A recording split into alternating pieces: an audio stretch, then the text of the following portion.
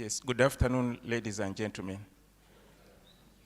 Yes, I want to take this opportunity to welcome you and take you through the program because we want to start soon.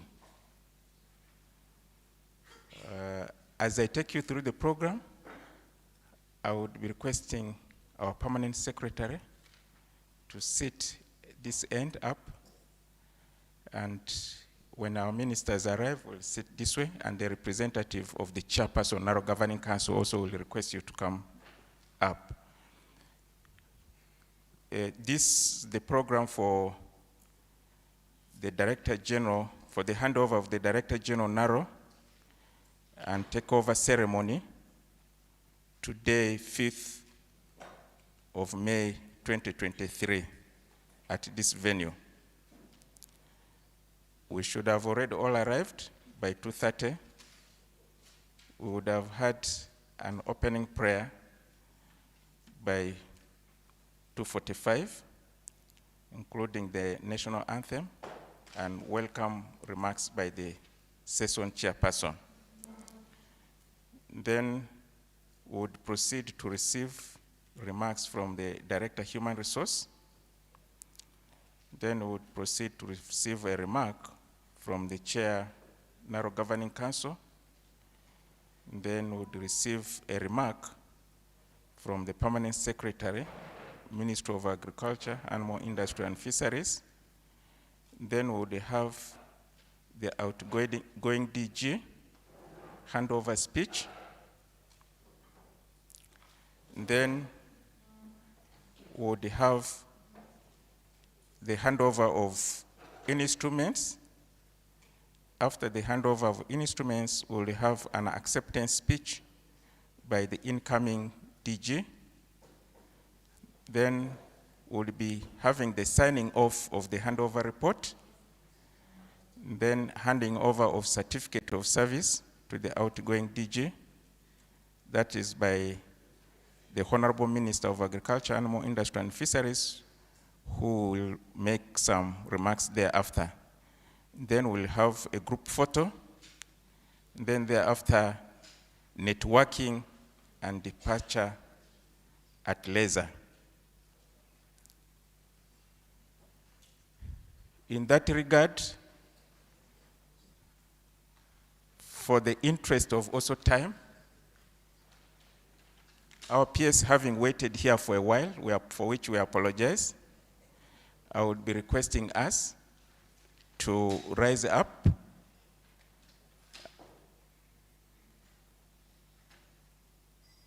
then I think sing the national anthem and thereafter have an opening prayer.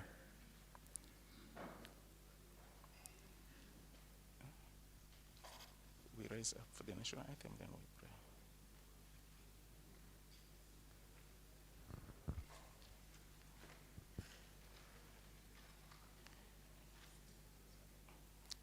Is there somebody specific to say the prayer or anybody volunteer? Okay. We'll be requesting a volunteer to lead us into the prayer.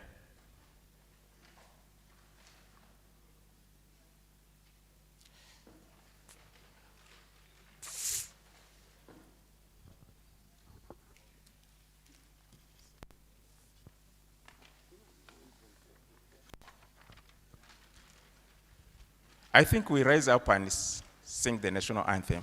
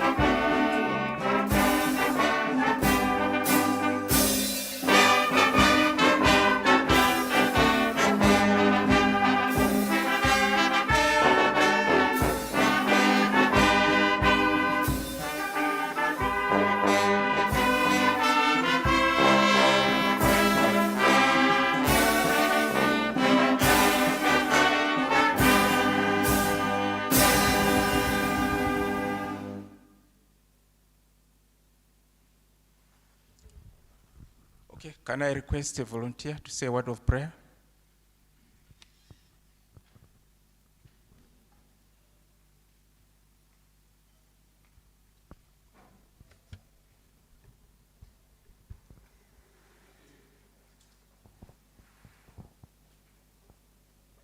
As we remain standing, let's humble ourselves for a word of prayer. Heavenly Father, mighty King, we want to thank you for this moment that you have given us. We want to thank you for each one of us that are in this room. Because, Father, we believe that we are the people that you chose to be here at this very moment. Father, Lord, we want to thank you for the leadership in Naro, which we are going to see changing hands in this room. As we stand here, Lord, we call upon your Holy Spirit to be with us as we witness the peaceful handover of leadership from Dr. Ambrose Agona to the person that we believe that, Lord, you appointed to take Naro to the next level. Father, we believe that leadership comes from you, so we pray and beseech you to be with us in this room as we witness this event and even beyond. We pray, Lord, that you help us so that our hopes and aspirations be fulfilled in the new leader that you appointed for us.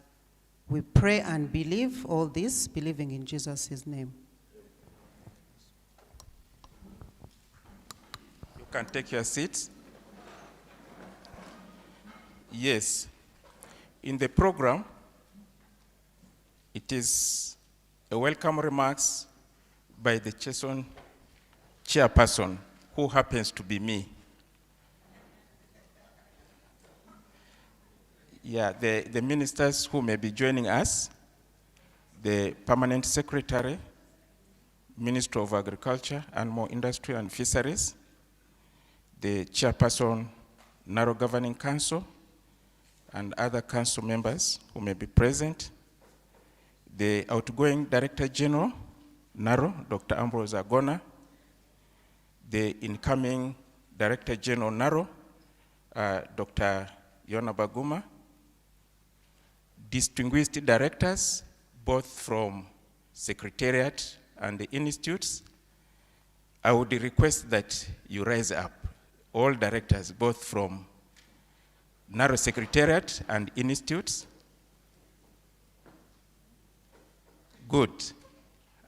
I thank you for very, very good attendance. Thank you so much. All our distinguished staff of Naro, please, if you're a staff of Naro, you rise up.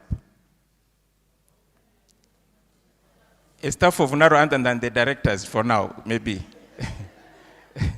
Please, you rise up. Thank you for representing colleagues. You are very, very warmly welcome.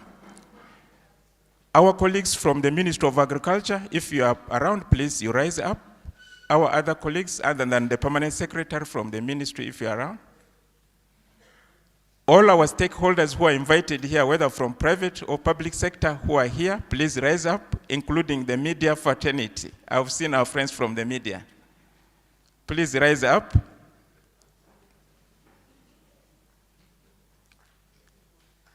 Okay, I thank you so much for turning to this event. The permanent secretary, we want to welcome you in a special way and thank you for prioritizing to participate in this event.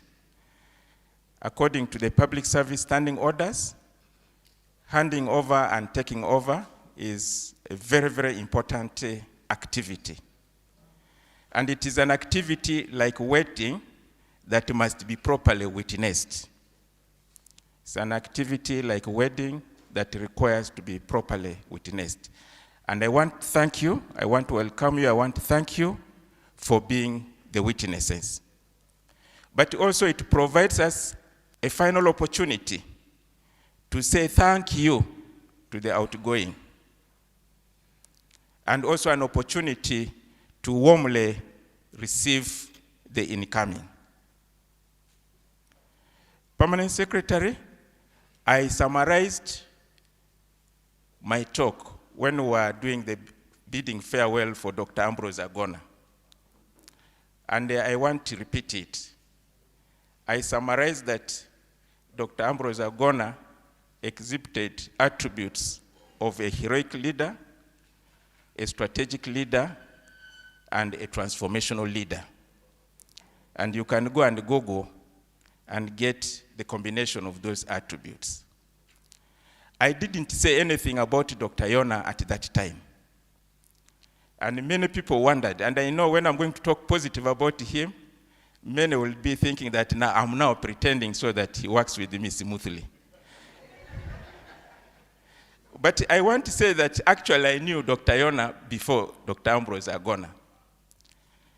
PS, I got to know Dr. Yona in 2006. And I was working with the International Institute of Tropical Agriculture. And at that time, there were some few unfairnesses here and there because I was the national staff representative. And I went and said, could I join the Naro main? And by that time, the only person I knew was Dr. Yona. I made an appointment. He received me in his sitting room since 2006. Since 2006, he received me in his room. He told me that he would be very willing to ensure that I get into Naro main. But at that time, the pay at IITA was much fair. And since I was starting my job and I needed to settle, he was encouraging me to work harder. At any convenient time, he would ensure that I will be able to join in Naro. From there, I worked with the IITA. Then I moved to local government. I forgot to inform him. It was until 2015 now, when the positions of directors of institute were advertised, that I now intended to apply. And I feel across Naro during the time of this team, the ground at Naro has been leveled. For me, if who came from outside, considered leveled. You compete. If you compete well, regardless of where you come from, your status, you join. You take the position. So Dr. Yona and Ambrose Agona and the Naro Governing Council labeled that ground, for which I was very grateful, and they enabled me to join. I told you one attribute about Dr. Agona was the attribute of mentoring through jokes. And I continued to laugh a lot with him. But this did not mean that I didn't benefit from Yona. First, I was one of the few lucky persons. I got lumped with him the same position. Deputy Director Generals. But in the back of my mind and in the heart, I knew that he was senior to me. He started mentoring me much earlier. And what I know with him, and why for me I would not be laughing with him, is that we always get into serious issues. We immediately get into what? Serious issues. And he is also a humble person. Dr. Yona is very humble. But he can be as confident as anybody else also. In fact, when he's talking about something, the person, as if he was born with those words. He was born with that science also, like Dr. Ambrose Agona. So as an institution, and for me as a knowledge manager in Naro, because the Directorate of Knowledge Management is under my docket, we had a lot of knowledge in these two people. And we have this knowledge continuing with us in Naro, for which for me I'm very proud and I'm very grateful.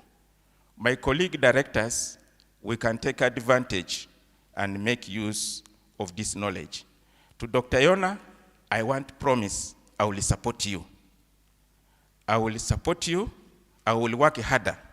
Actually, PS, I made the jokes to my colleagues that since I was lumped with Dr. Yona, who appeared too senior, now his separation from me also empowered me within the same status. That has been the joke that I've been making, that now I get even more stronger, more exposed within the same status, having moved him to the level that he also deserves. For Dr. Ambrose Ogana, I've always encouraged him and say, stay close with us, and I've encouraged our teams to continue disturbing you. We'll also continue calling you. So we are proud. So colleagues, we are very, very happy, proud to change office in this manner. In this manner. I did not apply because it will be in discipline. He had already started mentoring me. But it is not a crime for also my colleagues who tried, because many of them also called me. Many of them called me. Are you trying? I said, I'm not trying. But stakeholders are saying we should try. I say, you try. And why I said you try is, you see, when you are casting the net, you need to cast widely. You need to cast widely. So when I say, yes, if stakeholders encourage you, you try, is to cast the net widely. But all of us as an organization, we respected Yona a lot. We will continue to commit to support him. We want to see the continuity in Naro PS. With these few remarks, I want to thank you, welcome you, and in this moment I take opportunity to welcome the Director Human Resource to make his remarks. It's a day for joy. It is part of the continued celebrations, and I really feel at that mood. Thank you very much.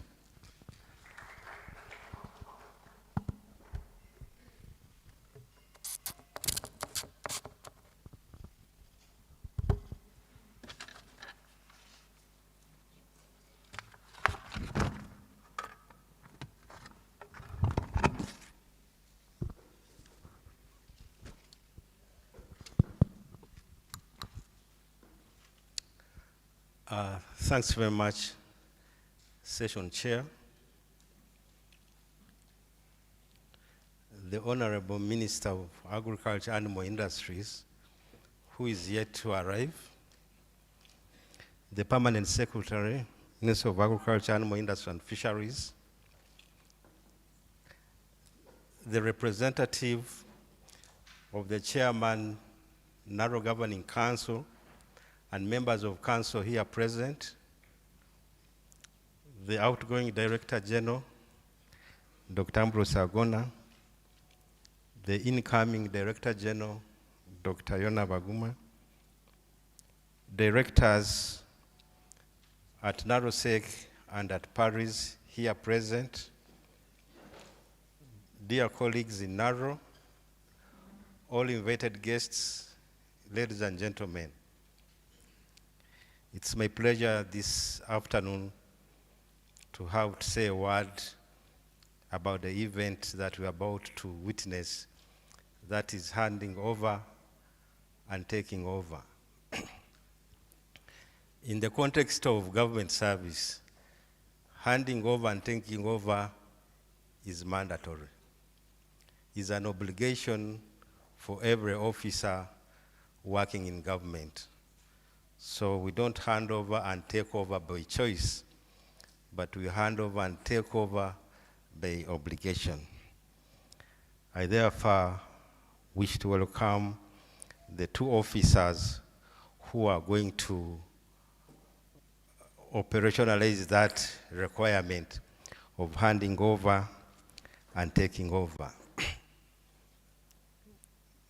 The concept of handing over is premised on the fact that when we are hired in service, we are given jobs and assignments and tasks to perform. And also to perform those tasks, we are given instruments and tools that help us perform those tasks. It is therefore of necessity that when time comes, we hand over the assignments that were given to us. Now the assignments, it's a form of accountability. This is the assignment that was given to me. How much of that have I handled, and how much is remaining. We know as we work, we can never finish all work. Work will continue being there, whether you are there or not. You come and play your part, and another person takes over. Similarly, when we hand over the tools and instruments that were handed over to us that facilitate us to do the work. So today, we are lucky to witness those two.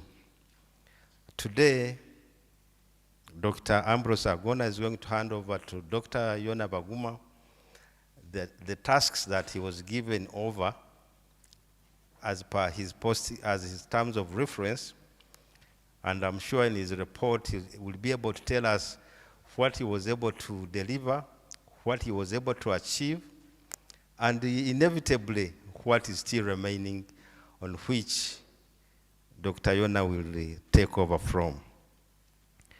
Similarly, he will have to tell us which instruments he was given to do that work. And those instruments must of necessity be handed over to the incoming so that he can continue exercising the function of that office. He will also be required, that's Dr. Agona, to hand over the herd that he has been shepherding. And the herd would include all the sheep that is gathered here. And the sheep mean the staff. So as a leader, you are a shepherd, and a shepherd looks after a sheep. And I want to believe Dr. Agona is able to hand over all the 100 sheep that was given to him to Mr. Agona. Equally, he has to hand over the office. And when we talk about the office, we talk about the physical space that he was using to do the work, plus the tools or equipment that are in that office.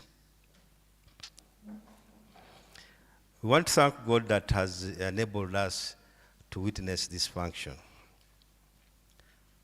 As you are all aware, it doesn't always happen that a handover happens. There could be circumstances where change of office is not consummated with handing over.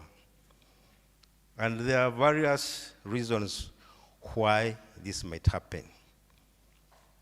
And these reasons could arise out of the outgoing officer. If the outgoing officer leaves office in circumstances that do not necessitate a handover, there will be no handover. And these circumstances could be somebody unceremoniously leaving office, somebody being very sick or indisposed or deceased, or in the other rare circumstance, somebody could actually be in prison. Now, if those three happen, there's no way a would-be outgoing officer would hand over because he will not be there. We thank God that Ambrose has been able to navigate all those three undesired circumstances, and he's here to personally and physically perform the handing over. And as individuals, we should also be praying that God gives us the grace when our own time comes to physically do the handover. The second reason handovers don't happen is that sometimes the process for procuring a replacement are so encumbered that by the time the outgoing is leaving, the process either has aborted or has not happened or has been challenged. There are situations where IGG and courts have had to stall recruitment processes. So in that circumstance, still there would be no handover.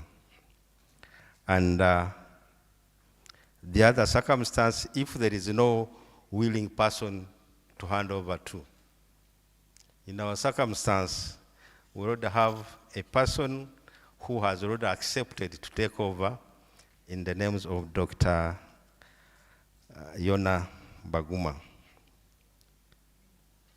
I want to recognize and to thank the offices that made all this possible. First and foremost, I would want to thank the Honorable Minister of Agriculture, Animal Industry and Fisheries, who was able to issue the appointment instrument to Dr. Yona Baguma timelessly to enable this event to happen.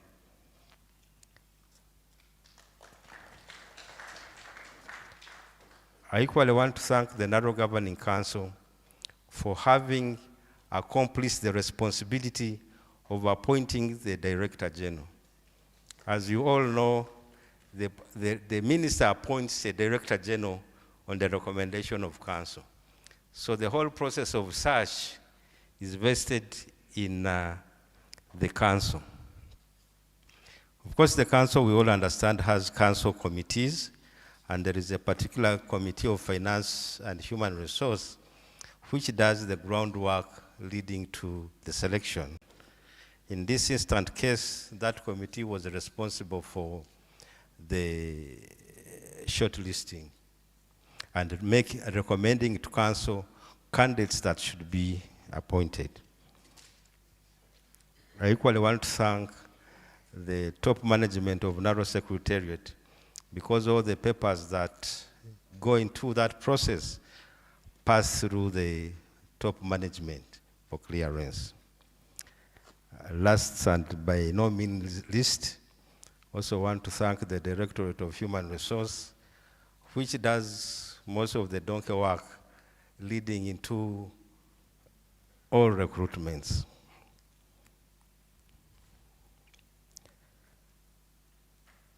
Before I conclude, I want to once again very heartily thank Dr. Agona for having displayed and offered distinguished services to the National Agricultural Research Organization and to the country at large, and to wish him the best of luck in his next endeavors. In the same vein, it's my pleasure to congratulate Dr. Yona Baguma on his appointment as our next Director General, and also wish him the best of luck and success in his tenure of office. I also want to take this opportunity to welcome all of you who accepted the invitation and you are here present to witness this handover. I saw all this in the name of God, and I want to stay at this point. Thank you very much for your kind attention.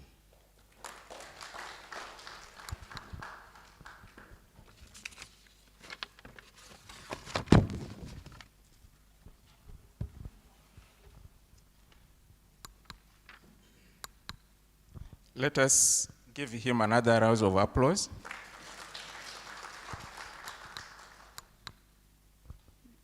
I think most of us got recruited during his term.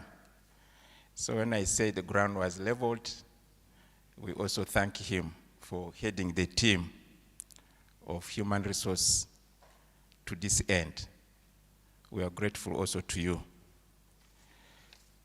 Next in the program,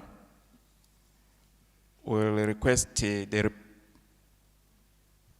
the chairperson of Naro Governing Council, who is represented by the Chair Science Committee, Dr. Wasige, if he's around, will come and say a remarks, and after making the remarks, he will sit at the higher side. You're welcome, sir.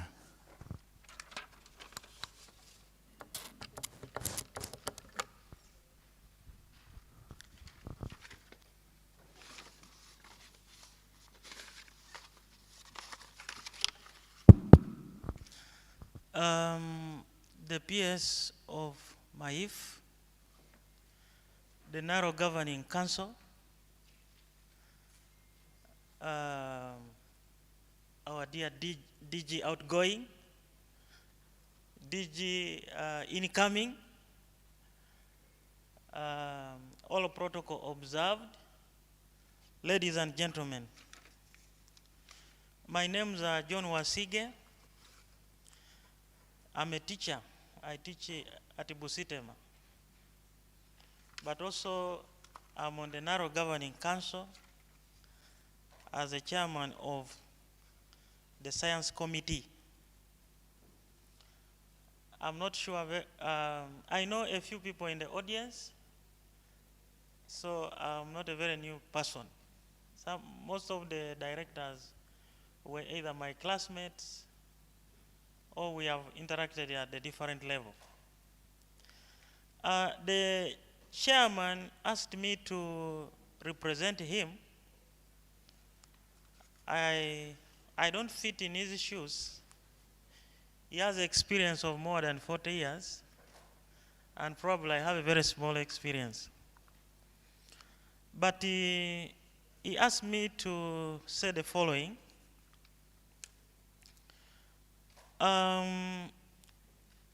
First of all, Dr. Gora, I want to thank you for your service to Naro and also to the country,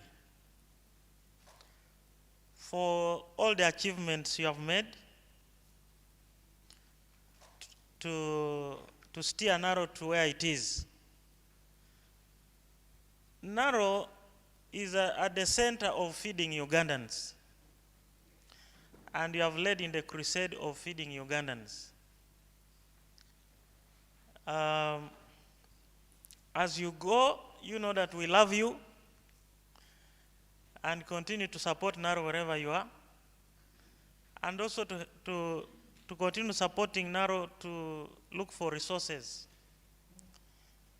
We request you to help and transfer, as you hand over today, transfer all the contacts you have to the incoming DG. You know, transferring power is a very interesting thing. If you followed what happened to the US, Trump did not transfer power. And he went even with some very important documents. So my request that all the contacts you have, please, on this day, you help transfer them to the incoming DG. Now, particularly, I want to comment this on the incoming DG. For us as a council, we have the obligation to work with you to transform agriculture. Naro is the only institution in Uganda with the highest density of PhDs, very bright guys. That means you have enough people to support you. There are a lot of things that have been achieved in the field of livestock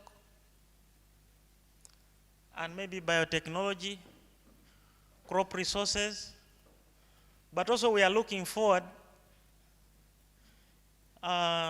signature achievements in transformation of land, water, energy, and food systems.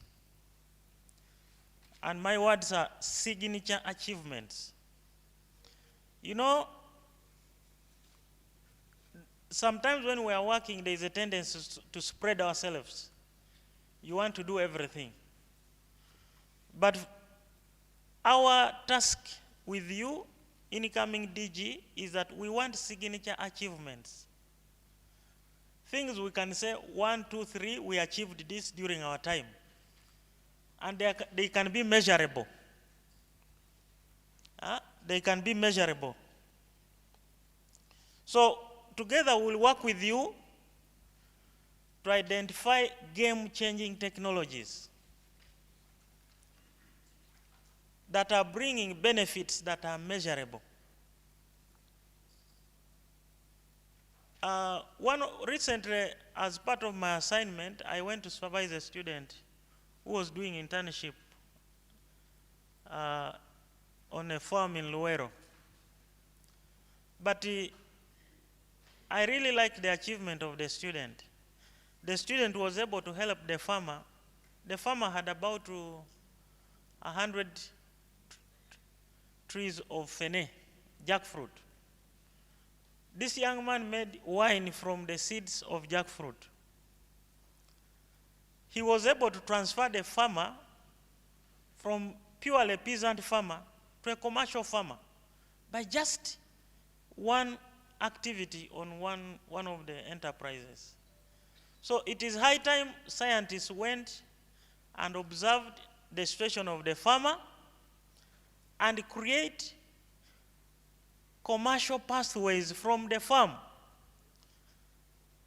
For a long time, people are working in the labs doing this.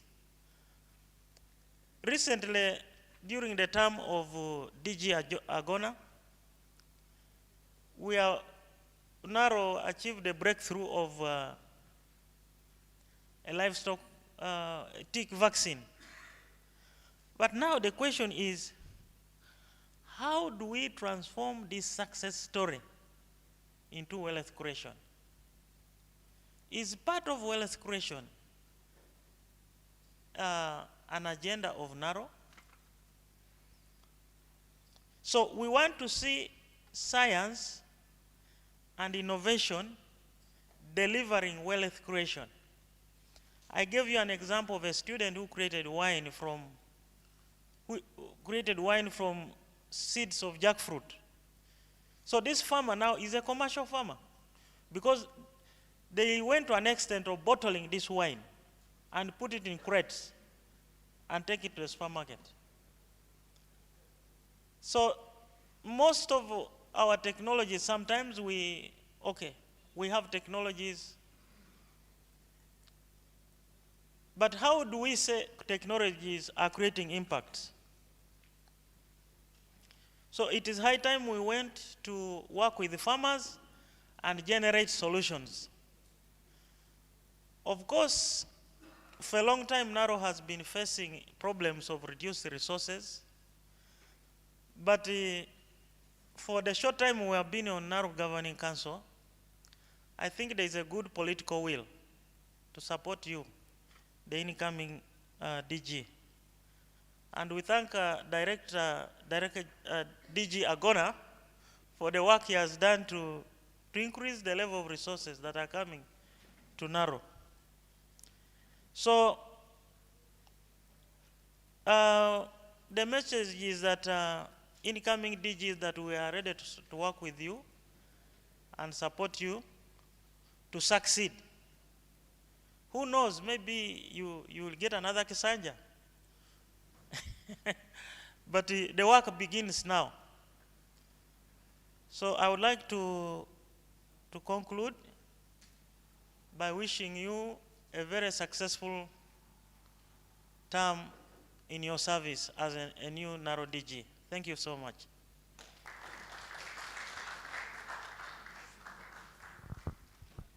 Yes. I now request you to sit this end. We give him another round of applause.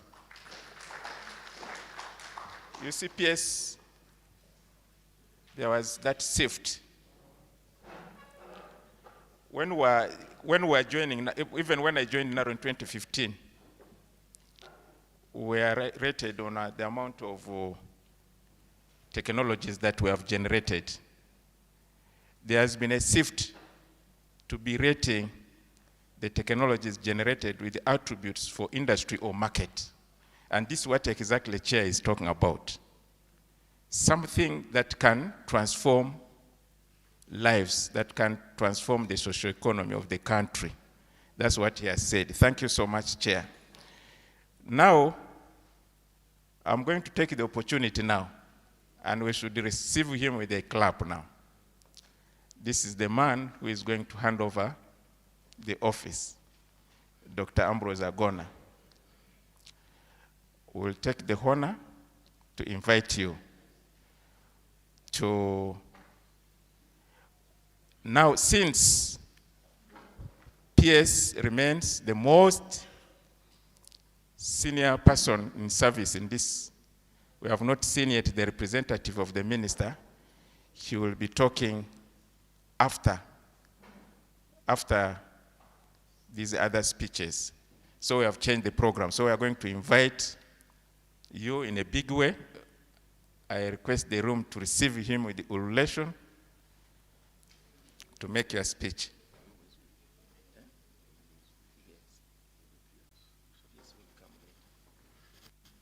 Yes. So instead of PS talking twice, he will talk last on behalf of the government. So I invite Dr. Ambrose Agona, the outgoing chairperson. Please receive him with a hand clap.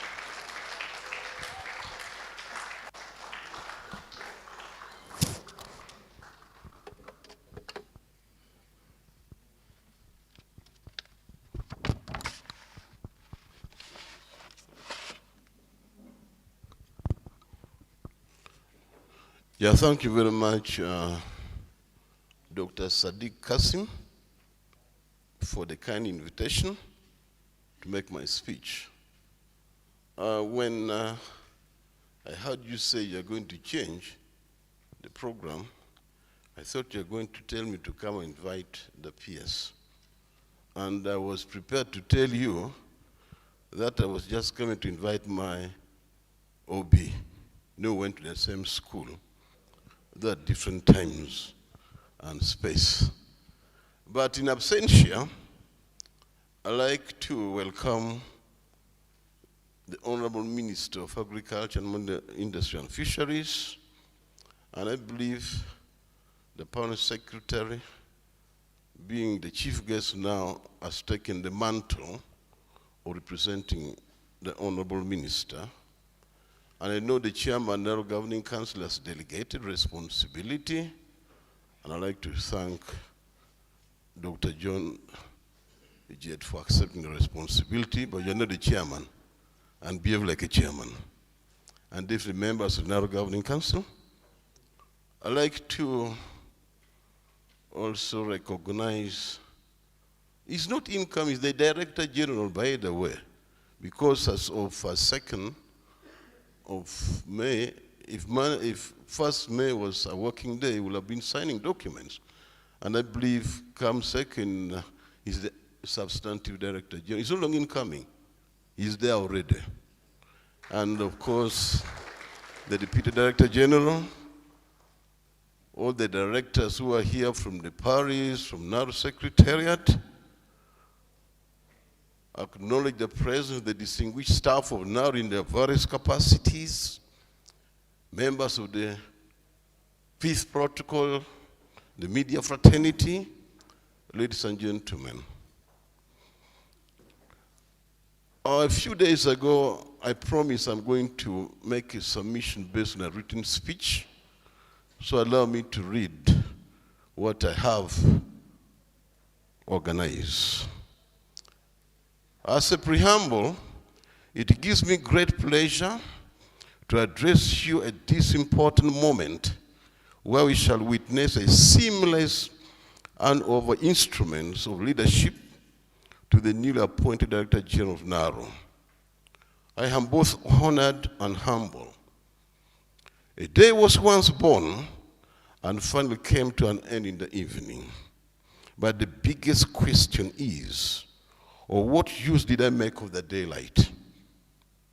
Looking back at the start of this journey, it all began on 21st April 2015, when as an acting Director General, I handed over the instruments of leadership, in quote, to myself as a substantive Director General of Naro. I had served in an acting capacity from 23rd December 2013 to 20th April 2015. Permit me to share with you that since the last 30 years, there's never been a ceremony like this before. And in the history of Naro, no such function like this has ever taken place. Those amongst us with the institutional memory of Naro know that the exits of all the former directors general of Naro were not smooth and seamless. It's always expected that leadership will come with a lot of challenges, but by espousing esprit de corps, especially with top management, we are able to turn the burdens and challenges of the past into opportunities for greater service delivery. The Naro we inherited was not like the one of today.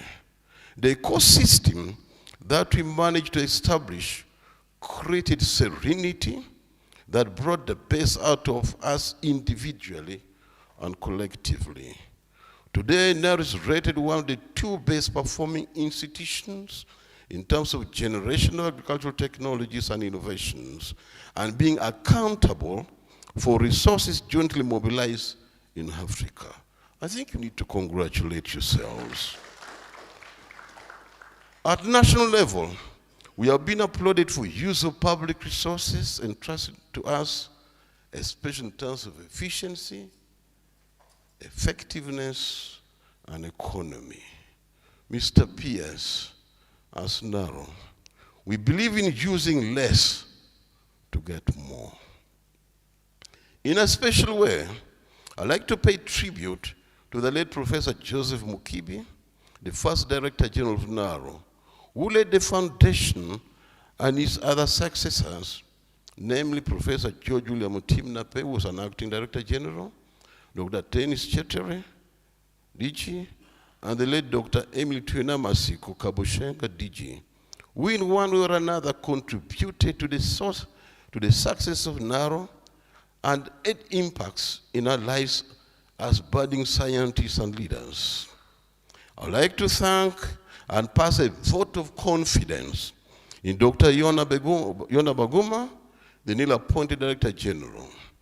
Of course, he worked with a team. Dr. Sadiq Kasim, Deputy Director General in charge, Agricultural Technology Promotion.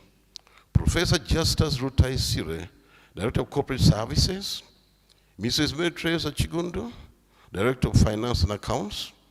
Mr. Robert Bagonza, Director of Human Resources. And Mr. Dennis O'Wall, Director of Internal Audit, who from time to time had to consult on matters of ethics, integrity, technicality, and professionalism, depending on their callings. I applaud all the staff in the different directorates, who I consider as building blocks that laid the foundation and superstructures of a successful Naro during my tenure. Among my dear friends and colleagues at the Secretariat, I'll be remiss if I do not mention Ms. Elizabeth Nahidu, my secretary, who has had the longest experience of working with all the DGs since Naro inception. And I believe, Dr. Baguma, you're going to also work with her. For Betty, she became more of a mother to me, and never complained with extra hours waiting for me to conclude piles of office chores and proofreading all the official letters before dispatch. I recognize Ms. Violet Nakawesa, who is a council secretary, but who upon joining Naro, thought Naro was a very rich organization. And her belief, she thought I was a Congolese. But I don't know why, but of course, perceptions are perceptions.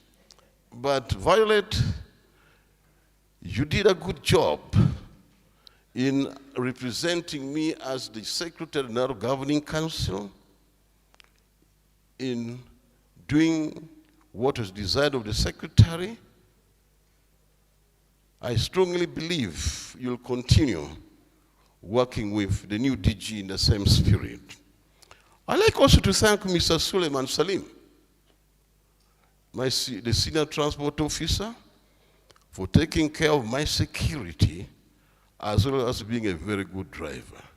I know, ladies and gentlemen, you've been watching on the news what has happened. If you don't take care of your security, you don't take care of your driver as well, this cascades down, even to the smallest echelon, as long as you're holding public office. These people are human beings. But I thank Salim, and I believe you also thank your director, your drivers. In a special way, I pay tribute to Mrs. Beatrice Zalika Nabaterega Makumbi, who is a senior accountant, and apart from being my mentee, for being a down-to-earth and all-weather friend.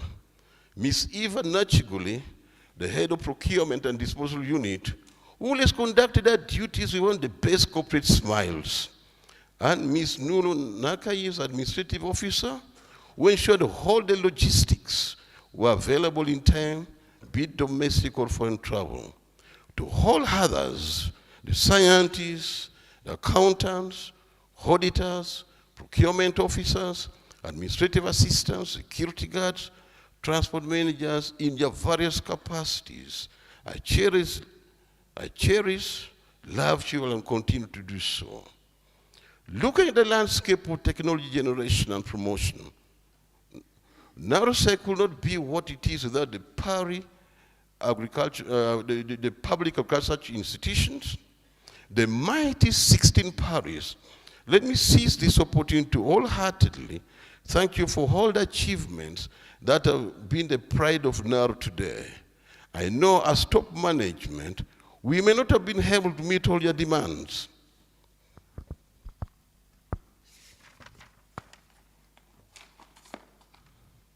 Or respond in time to your requests. I'm not too slow to understand your challenges, but nevertheless, you kept the candles burning 24/7, and your commitment was demonstrated by the relevant technologies and innovation that we now pride ourselves of in terms of meeting our food and nutrition security, feed security, job creation, aesthetic and environmental health. I thank all the para-directors that I worked with during the transition period when I was acting DG and during the 2 terms as Director General of Naro. Your commitments, efforts, innovativeness, contributions, and responsiveness far surpassed my expectations. I pay tribute to the staff you supervise, be it those on the Naro payroll or on projects. I congratulate all those scientists and teams that mobilize financial resources that came as of budget to augment GOU budget. I thank you for the bridges and support, the bridges and rapport you built with the different donor communities and well-wishers. I consider you as creme de la creme in the frontiers of agricultural research. Congratulate yourselves. To my dear distinguished scientists and professionals, over and over again, I say a big thank you to you all who came out, participated in activities, attended meetings, technical sessions, presentations, volunteered, supported, and most all gave your time and resources at various events. All these are made possible working with a wonderful team and dedicated professionals who gave their best in ensuring that I succeeded. I'm grateful to God for the enabling grace to achieve all these in the years of my leadership. I'd like to take a quote in a book entitled, As You Like It, by William Shakespeare. It's written that this world is like a stage, and indeed, now is a stage upon which we have played our part during my tenure since 2015, demonstrated by shared responsibilities and co-ownership. Ladies and gentlemen, it marks a big step in one development when one comes to realize that with the support of other people and institutions, we can achieve a lot more than the team can do it alone. As a team, we espouse strategic partnerships, collaboration, and alliances. We value relationships that enhance funding, technical and physical resource mobilization, and accelerated commercialization of Naro's technologies and innovations. Now, I know the chairman of Naro Governing Council is telling us, are you going to leave those carbon footprints in the area of technology. I'd like to reassure you, through this team here, we are able to bioprospect from the terrestrial, from the subterranean, from the aquatics, and even from the atmosphere. You're a soil scientist. Today I'll tell you, during my time, we went to the atmosphere and we collected in plasma nitrogen. I thank Director Muzadi and your team for that thought, and I know we are going from strength to strength. Those are our bases, even in the atmosphere. Ladies and gentlemen, let me present to you Naro's performance and achievements during the last 10 years. On the scorecard of Naro performance, since financial 2013-2014 to 2022-2023, I'd like to thank all the directorates, research coordination, agriculture technology promotion, human resource, finance and accounts, corporate service and internal audit for the achievements made. I know you're at the top, but the building blocks in the parish. So that strategic level, let me appreciate you. Achievements as per directorate, Mr. Pierce, are presented as follows in the following subsections.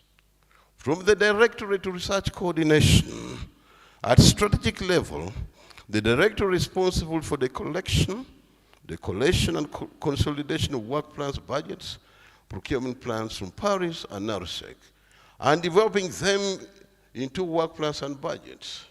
The director plays a pivotal role in planning, monitoring, evaluation, reporting and learning, impact studies, biometrics, competitive grant scheme, resource mobilization, and even planning meetings.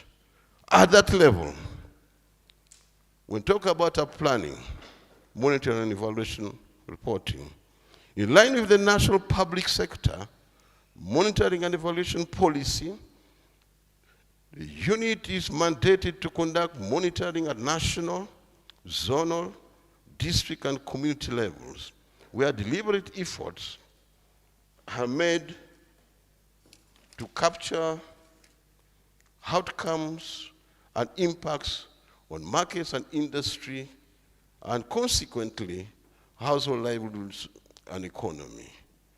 There are a number of them, Mr. Pierce, but I'd also like to say, similarly, biometrics and research support unit help us with the statistical methods.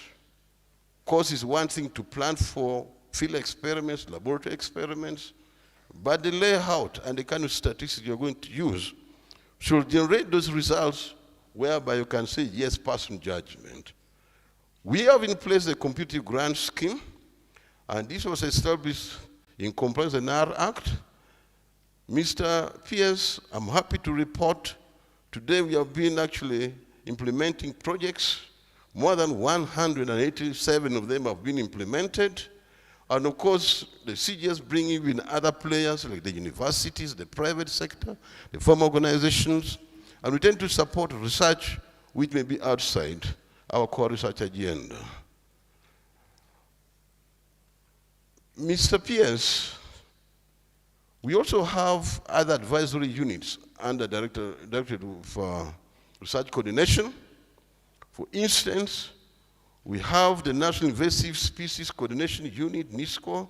You must have heard the problem with the Salvinia weed, Kariba weed. Today I must report we have been able to contain and not eradicate it. We have in place the Institutional Animal Care and Use Committee that ensures promotion of best practices of scientific integrity, ethical standards in animal research, and to protect the welfare of animal subjects of research. We have in place the Institutional Biosafety Committee to ensure the safe and responsible use of biological materials in genetic engineering research projects in Naro, and we have the Internal Vaccine Research and Production Advisory Committee. Today you may realize we are trailblazing on 3 vaccines, the anti-tick vaccine, we look at the FMD vaccine, we're also looking at the African swine fever, and again work on the Newcastle.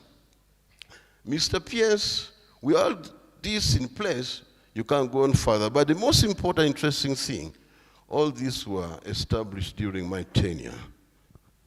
I don't know what happened in the past. Were we sleeping? Where were we? Now, to be more case-specific, as far as the Directorate of Research Commission is concerned, we developed 9 Naro work plans and budgets and were successfully implemented in the period of being in. And it highlights Naro's performance over the years. I included the 9 ministerial policy statements, and I believe you've been studying that as required before national budget approval. We improve on the efficiency on gender, equity, and diversity inclusion in the development budget framework papers, ministerial policy statements, Naro work plans, and the current score stands at 76%. But in 2015, we're just scoring 56%. We conducted impact studies on maize and bean technologies. Today, I'd like to submit from that study, 79% of the maize farmers are using our technologies, and then 60% of bean farmers are using also Naro's technologies. But the most important thing is, you've been asking questions that do the research we conduct add value, bring money into the farmers' pockets? Let me share this. From the study, we show that the technologies increase household income by 1,650,000 shillings, which is a 36% increment. And for the bean farmers, and for the maize farmers went up to 2,083,000, which is 40%. Now the key question is, do we generate relevant research technologies? If you're putting money into people's pockets, I think that's the way to go. Naro must be supported. But definitely your question will be, does it add value to the national economy? From the study, it was estimated that the national economic benefits of adopting improved maize technologies are about 22 million, 45 million, and 69 million if the adoption rates are 25, 50, and 75%. So definitely we're looking at right now, we are contributing close to about 45 million. That's not a mean achievement. Mr. Pierce, we have been able to also write and win projects. In the directorate, we develop projects for funding, including climate-smart agriculture. You have been party to that. The retooling kind of project, and the development initiative on northern Uganda, tea project, and cotton project. This is in the pipeline. Mr. Pierce, in the sake of time, I'd like to just jump on that, but Naro implemented ATAS, the Agriculture Technology Advisory, Agribusiness Services project. We implement the East African Agriculture of Productivity project, and this scorecard is quite high. I believe the incoming DG, you have the link to all these achievements. Since I'm presenting to you, you're privy to this information.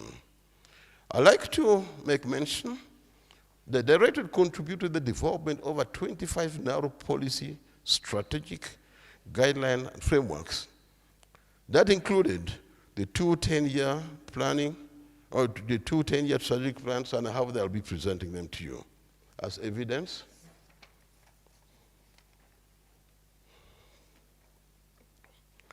One of the fundamental areas that we also participated is the development of the strategic plan for statistics. For Naro we implement the 3rd plan for the national statistics development, aligned to the 3rd national development plan, under the theme of innovation, modernization, and transformation national statistical system. This is presented. Through the CGS, Naro has generated a number of technologies that have culminated into intellectual property and patents to provide protection for creations and innovations and inventions, and to enable creators and inventors to earn recognition and financial benefit from their work. To date, We have 24 IPs that have been identified, and there's a table here which I shall be handing over to the new DG, but there are quite many. And Mr. P.S., never in the history of Naro, we have been appreciating these research scientists, the breeders especially. Now, since what they are coming up with are gaining commercial interest, the private sector is coming on board. And upon taking them, they are paying for those services. And for us, when we receive, we also give something to the breeders themselves. And I believe this will motivate the staff of Naro to be more innovative and cover more technologies. So, DG, you're following this in that submission. There are 24 of them, which you shall receive. And a table which shows the projects and protocols reviewed by Cook, and I strongly believe you're well aware about that one, and you're going to have it.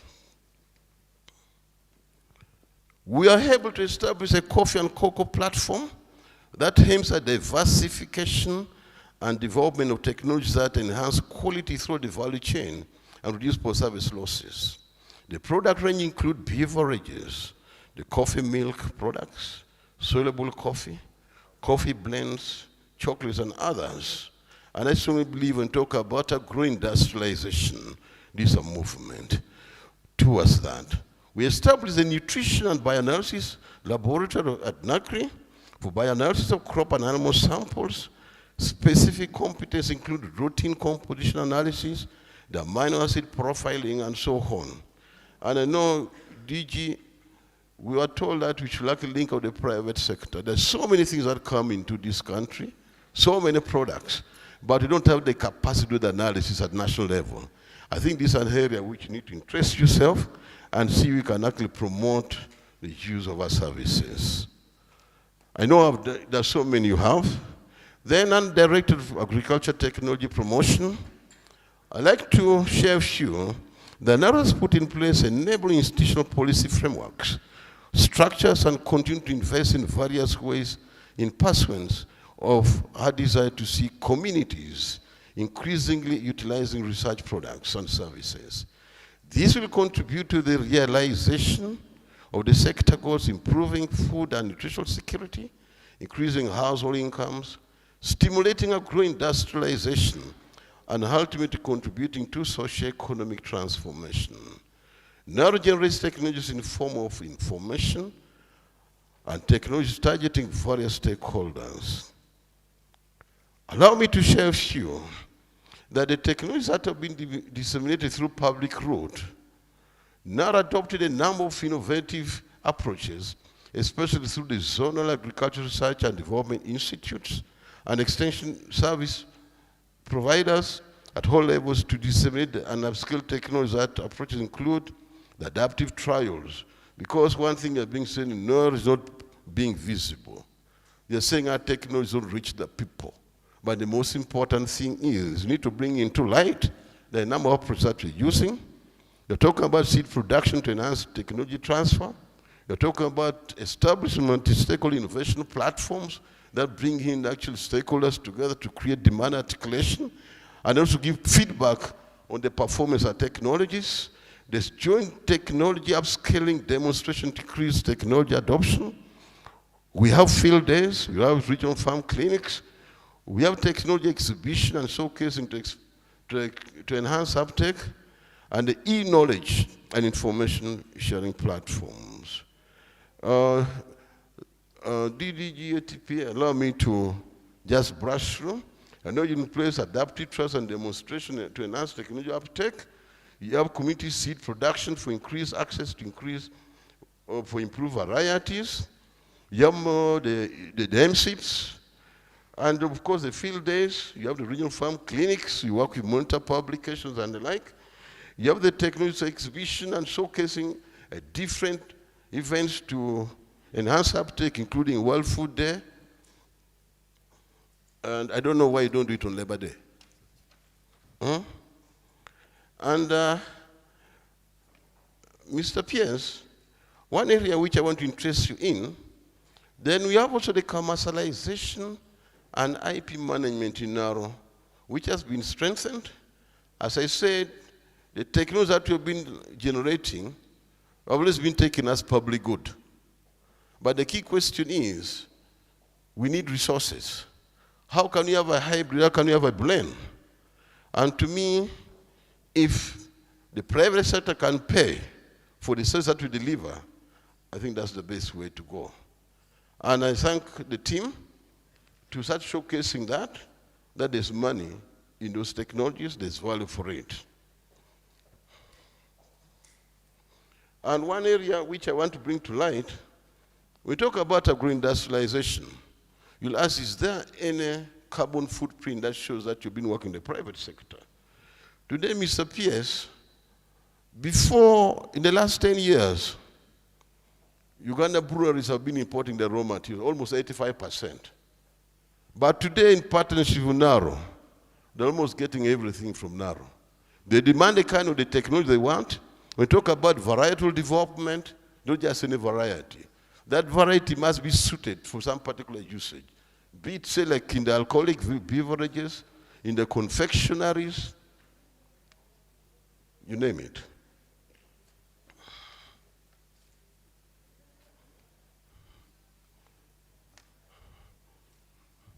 Mr. Pierce, let me share this. Under the intellectual property management, we have been able to sign MOUs with 13 seed companies that are promoting over 51 varieties of Naro. And they are paying for it. And I think that's one way to go. And then again, we are saying the issue of fake seeds, fake agro inputs. One area that Naro has worked on very well, now develop varietal identification numbering system to help in seed tracking and tracing. And we strongly believe if you're to go into fingerprinting, we can help fight the issue of counterfeits very easily. We believe in partnerships, and I strongly believe that we have so many from within, from without development partners, the universities, the industries and private sector, the media, farm organizations and seed companies, lead farms and skilling centers, cultural and religious. One thing didn't I talk about my OB. OB is a farmer. When he first used, he wanted to improve on his productivity. And then he said, which maize do I need to buy? I told him bazooka. And for him, he thought bazooka is just meant for a gun. But he took bazooka, the maize, and I think he'll tell you on how it is performing, on how it has encouraged him to do more and more. The unit was able to develop policies, strategic plans, guidelines, and compendia for the general uptake. There are a number of them. I will share it with the incoming DG. We look at information systems and tools.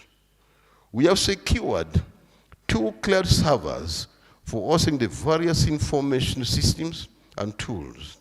And by leveraging cloud servers, Naro has provided improved accessibility to the information system and tools from anywhere with an internet connection. Furthermore, hosting information system and tools on cloud servers has been cost-effective, and it has eliminated the need for physical infrastructure, such as servers and data. Mark here talked about we use less to gain more. We have online web-based kind of content collection system that enables knowledge management teams to gather information from scientists across the institutes for future packaging. I know we believe in per diem, but this one you're stationary somewhere, but you can access information. And we have quite a number of them. I think you registered almost 16 different achievements that I congratulate you on. Of course, the performance of a scientist is measured in the number of publications that somebody has made. Since my duration, we have been able to publish more than 800 papers in recognized scientific journals. And the trend today I see is like they go for the high impact factor, whereby we are contributing to the pool of knowledge at the global level, much as we also extract from there. Under human resources, Mr. Pierce is the establishment of Naro by the Naro Act 2005. It was proposed that we should have close to 995 staff. But today, as I talk, we're just about 812. So we boast of feeding the nation. We boast of feeding almost 49 million stomachs on a daily basis. But look at the contributors to this. Is that number substantial? But of course, the key question is it a game of quality or a game of numbers? Today, when the chairman was saying that we have the highest per capita density of PhDs, Mr. Prime Secretary, I'd like to share with you, as we talk today, we have 129 staff with PhD, of which 99 of them are male, and the female also 30. But in training, we have almost 56, again training on PhD, waiting for uptake and so on. Don't you think we have done enough? But of course, it will never be enough. When we look at the frontiers of agricultural research, it keeps on changing every now and then. Mr. Pierce and staff, ever since I came into play, I'd like to confirm that so far we have promoted 333 staff. Because when you came on board, there was stagnation, and people are saying, for now you can work even for 10 years without being promoted. But we made sure as long as you're doing your work well, you're publishing, you're bringing those money, you're creating impact in the society, we reward you. So to me, I think I've done something. 333.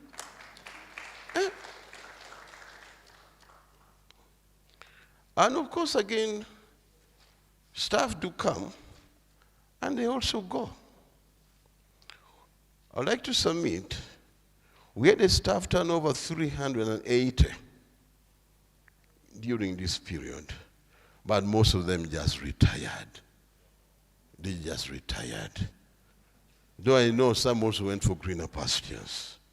But I know we are trying to stabilize the institution. One of them is through salary increment. Ladies and gentlemen, during the last 10 years, Naro staff salaries have increased from 16.5 billion as in the financial 2015-2016. As I talk now, is 39.4 billion in a financial year, 2020-2023. And of course, we have been promised that there's another increment of 4.6 billion in the 2023-2024. But I'd like to say there's been a quantum leap. And we thank government of Uganda for the enhancements. When you look at staff social security contribution,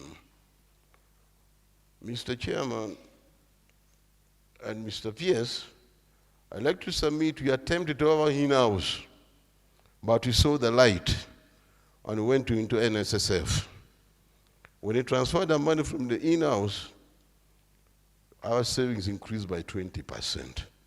And this is not a mean achievement, but to me, I think it was because of the hard work of our people here. Look at staff gratuity. We worked and worked and worked. Not until about 2-3 years ago, we realized actually we're supposed to earn 25% of our gratuity based on our gross per annual. But in the past, I just only getting the 13th month. I've been waiting for this. I was looking which month, which moon, and so on. That moon never came. So we had an increment of 25%. We have been paying. To give staff morale, went into medical insurance. Before we came on board, it was just the top management that enjoying the benefits. But of course, being a manager, being a leader with a human face, and I believe Dr. Baguma will maintain that, we have to say, let everybody work for Naro. Enjoy from the medical insurance. I thought that was a good one. And again, when we look at funeral service insurance, people normally say the dead don't talk, but they see. Their spirits hang over. And I was telling one day, Dr. Baguma, that in this office here that I sit in, there used to be a Governor General called Andrew Cohen. So at times when you come to my office, and we are going to go there, you find like even the spirit of Cohen takes over. You behave like a governor. So we leave those who die, they see us. But what I'm saying here, continue supporting your staff. Let it not be selective. Under finance and accounts, of course, as incoming DG, the new instruments of financial procedures and systems that have been put in place by government. Of course, you've been privy to also like the commitment system, the integrated financial management system, online registration, e-cash, all those things. You learn them on the job good enough. We still have Mrs. Chigunda around to take you through. I'd like today to make mention that I'll be handing over to you at NARUSEC. We have 7 bank accounts that operate from there. But in total, we have to 180 bank accounts, including the institutes. That one, you're going to be the kingpin as a signatory.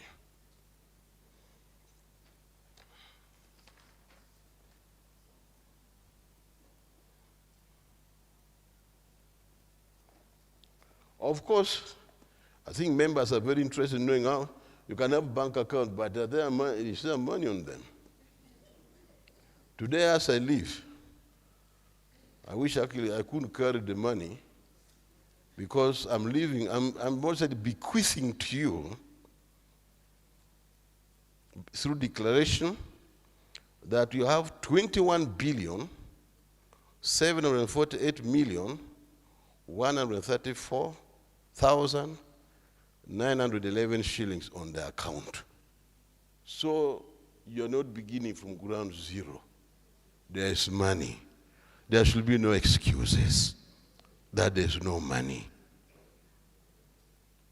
Mr. Pierce, when I came on board, I inherited a budget portfolio of 66.6 billion shillings in 2014-2015, of which 36.7 billion from government of Uganda and 29.9 billion from external development. But today, as I talk, the budget stands at 113 billion, 396 million shillings, which is 100% supported by government of Uganda. Dissecting the budget, it implies that from the time of entry, there's been a quantum leap of 170% of MTEF increment to NAR's budget, and a 308.8% government Uganda support today. I applaud government for all the support, and I pray more shall be added to support NARU's strategic activities. The budget forecast for financial 2023-2024 stands at 166.7 billion shillings. And I believe this clearly demonstrates government commitment to agriculture for development. Mr. Pierce, you guided us, you convinced us that we need to participate in the government strategic intervention seed for food and feed insecurity.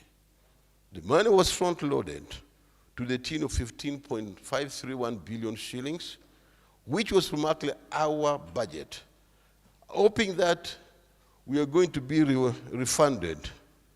Today, we have spent the money, and we thought come the fourth quarter budget release, that money was going to be released. But today, as I talk, nothing yet has come. We have been praying for supplementaries, And supplementaries, nothing is forthcoming. Now, when you don't see the institutes, the parties, the secretary not performing, know that actually we have insufficient money to do what we had promised to live in this country. And I strongly believe you're a good fighter.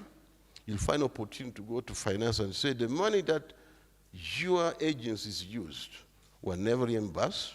Nobody's talking about supplementaries, but this one has affected us grossly. But again, the money was used wisely. We produced tons and tons of maize, sorghum, soybean, and beans. We still have commitments. Definitely talk about collaboration. How do you collaborate with some of these international agencies, like Biodiversity International, CAB International, Africa Rice, and Asireka?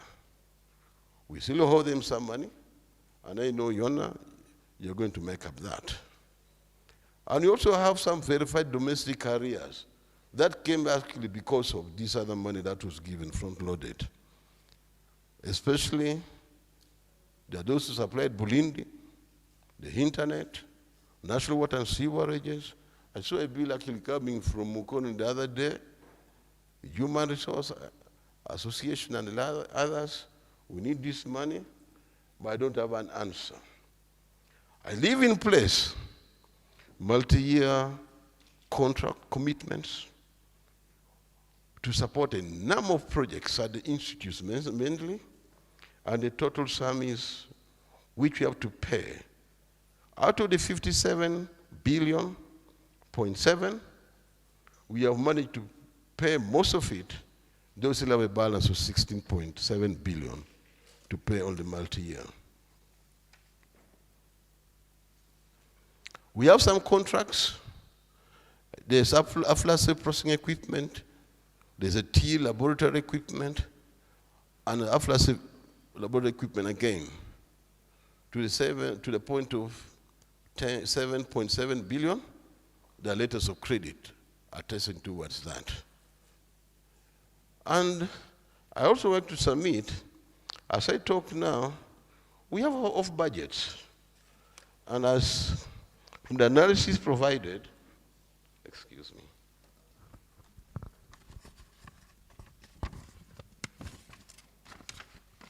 we have close to 72 off-budget projects, and this one, the global sum is 29 billion, 0.5, but of course, there are variations across institutes, and definitely some of these off-budgets are aligned to certain crops, but again, I hope you'll continue building the capacity of staff to write winning projects.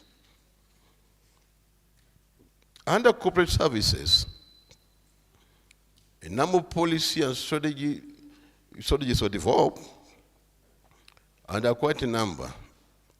I'd like to make mention the issues concerning governance, human resources, research management, internal audit, financial management, technology promotion, another close gathering. Have 33 of those approved policies, strategies, and plans. On outstanding matters, and take note of this, under policy and strategy development, of course, we have been operating, and we still operate under Naro Act 2005, but we believe it has challenges. And we agree it should actually be reviewed, revised. And I believe this is one of the key areas the current council wants it to actually be done and see the pitfalls and then provide solutions. We have issues on ICT manual, fleet manual. We're talking about maintaining register of potential agricultural service providers. We talk about asset management, funding research, and so many of them. These are businesses which are not too big for you to manage. When I look at your size, these issues are surmountable. So concentrate and focus on that.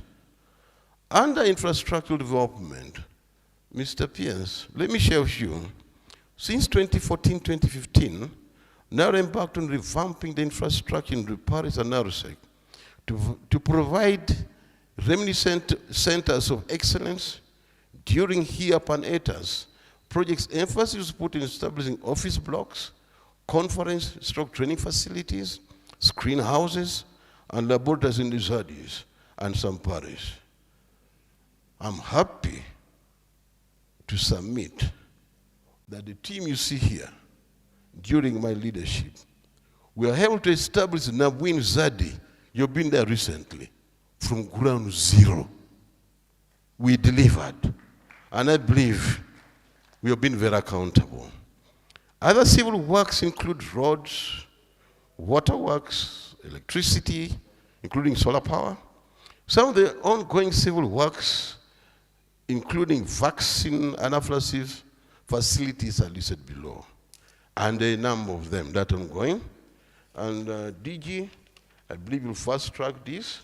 Some are near completion, others have been completed, but there are quite a number of them. But it's also one thing putting up a structure, but also maintaining them. I've seen some issues pertaining to that, but I believe directed to corporate services, you'll be fast tracking this. So we look at the civil works that are ongoing now, that I'm going to bequeath unto you. There are about 61 of them. And I believe you'll have that team to fast track. Another big thorny issue, Mr. PS, has been the issue of land matters. I present to you that Naro has land measuring approximately 13,000 hectares, which is about 70 parcels of land. And today as we talk, we are like in a mixed state. Some of the land that we have got titles. Some in the names of Naro, some in the names of ULC, and there's some that actually have been done up to deed plan, submitted for the 99-year peppercorn, but today nothing much is moving on. So Mr. DG, this land matters is becoming more and more complicated. I've seen Winnie here. She's one of the directors who's trying to manage Naro land in a city. And in a city, you know the kind of development so required. Ask yourself this question. If you're to go solo, when are you going to put up these developments? Only you have to think partnerships is the way to go. And of course, I think the institute directors are supposed to take lead and identify who is who. I'll be able to, I know to you the land titles that I have in Naro's name, actually they're in your office. So I have a schedule of them. And I'd like to thank the team from DRC for having moved fast, and especially the land manager. You've been a word I wish you could be retained to help in the remaining bits and pieces. You'll help the new DG a lot. And we have a schedule of MOUs and for partnerships and collaboration. But Mr. DG, the institutions that come, you have heard about the Rocket Me. They're talking about medical cannabis. You talk about industrial hemp. They're talking about cannabis. It's supposed to be lucrative.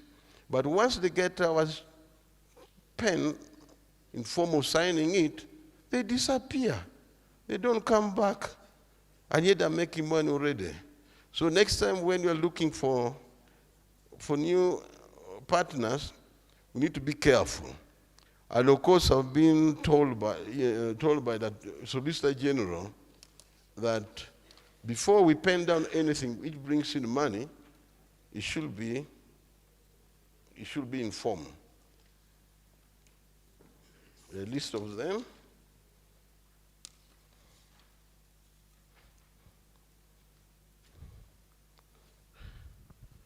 Mr. DG, let me share this. Under public relations, we look at digital migration to disseminate information.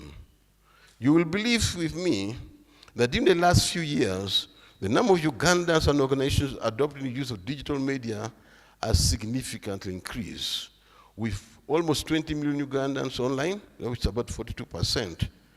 And I strongly believe you have also been following that you have not been seated. I think our digital space, we have claimed it We look at Naro website today.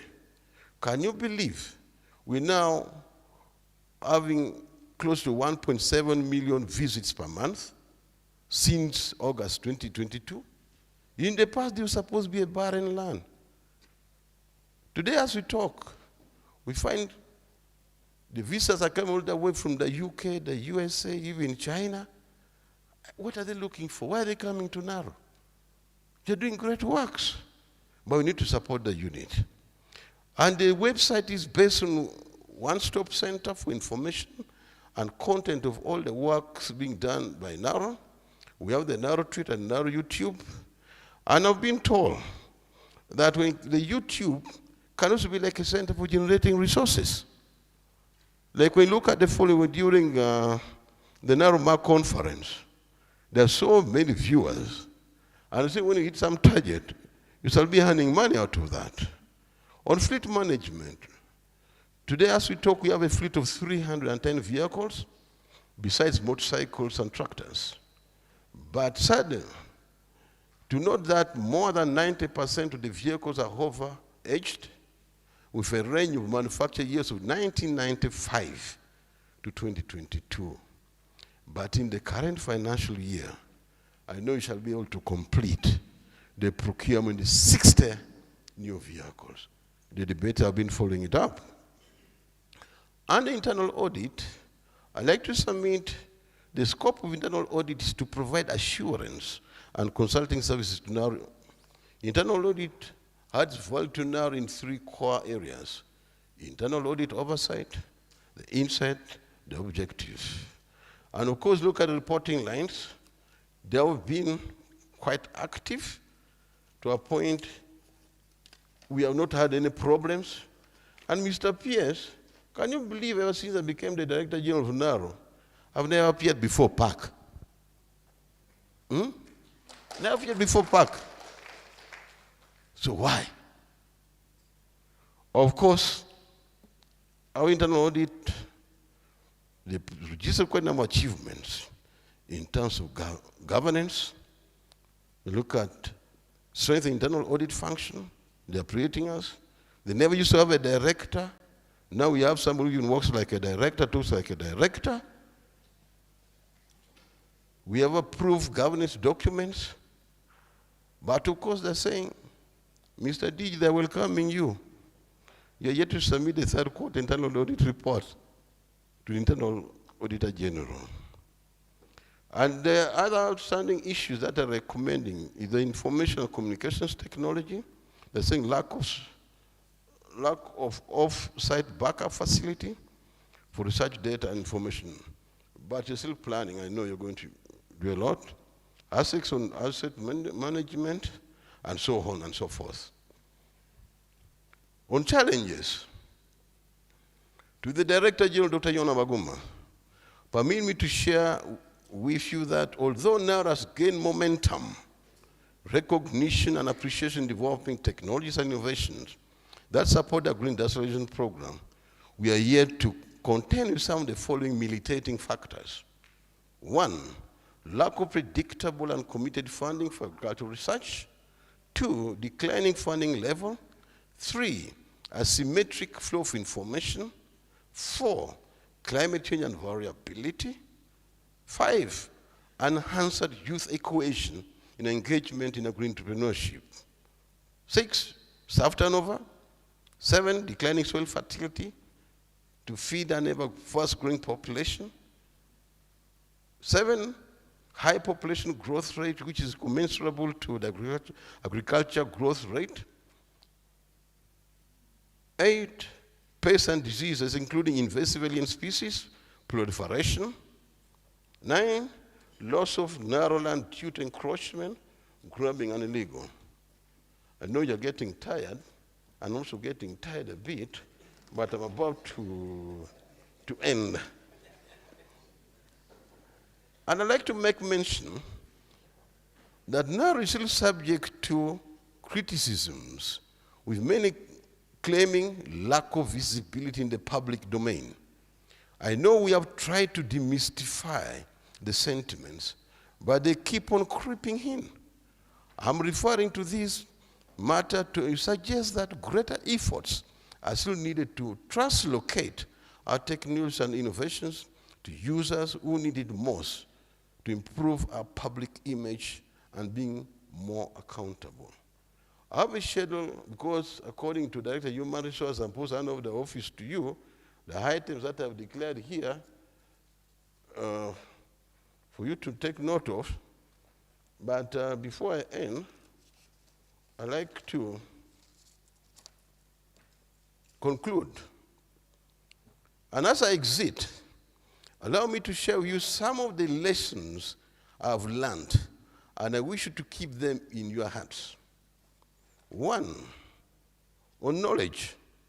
Wisdom and experience are not meant for an individual.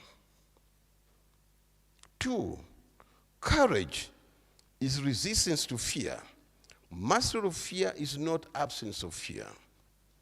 Three, those who take the initiation to work do so not because they're stupid, but because they understand the concept of responsibility. Four, those who are willing to help you do so not because they owe you anything, but because they see you as a true friend. Five, to love truth for truth's sake is the principal part of human perfection in this world, and the seed plot of all other virtues. Six, a long apprenticeship is the most logical way to success. I sincerely thank all Naro top-notch scientists who endured, belabored, and continued to serve the organization to the best of their abilities while remaining focused and steadfast to the vision, goal, mandates, objectives, and core values of Naro. Seventh, we must be willing to fail and appreciate the truth that often life is not a problem to solve, but rather a mystery to be lived to the fullest. Eighth, those who apologize to you after a fight do so not because they're wrong, but because they value the people around them. Ninth, those who often text you do so not because they have nothing to do, but because you're in their hearts. My message, no matter who you are, how experienced you are, how knowledgeable you are, always delay judgment. Give others to explain themselves.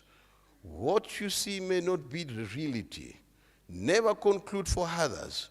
That's why we should not focus on the surface and judge others without understanding from them first. And my advice again is, ability may take you to the top, but it takes character to keep you there. Henceforth, permit me to say, my burden, constant what I give to Naro, is over from today. My pressure on my working governing council and committees is over from today.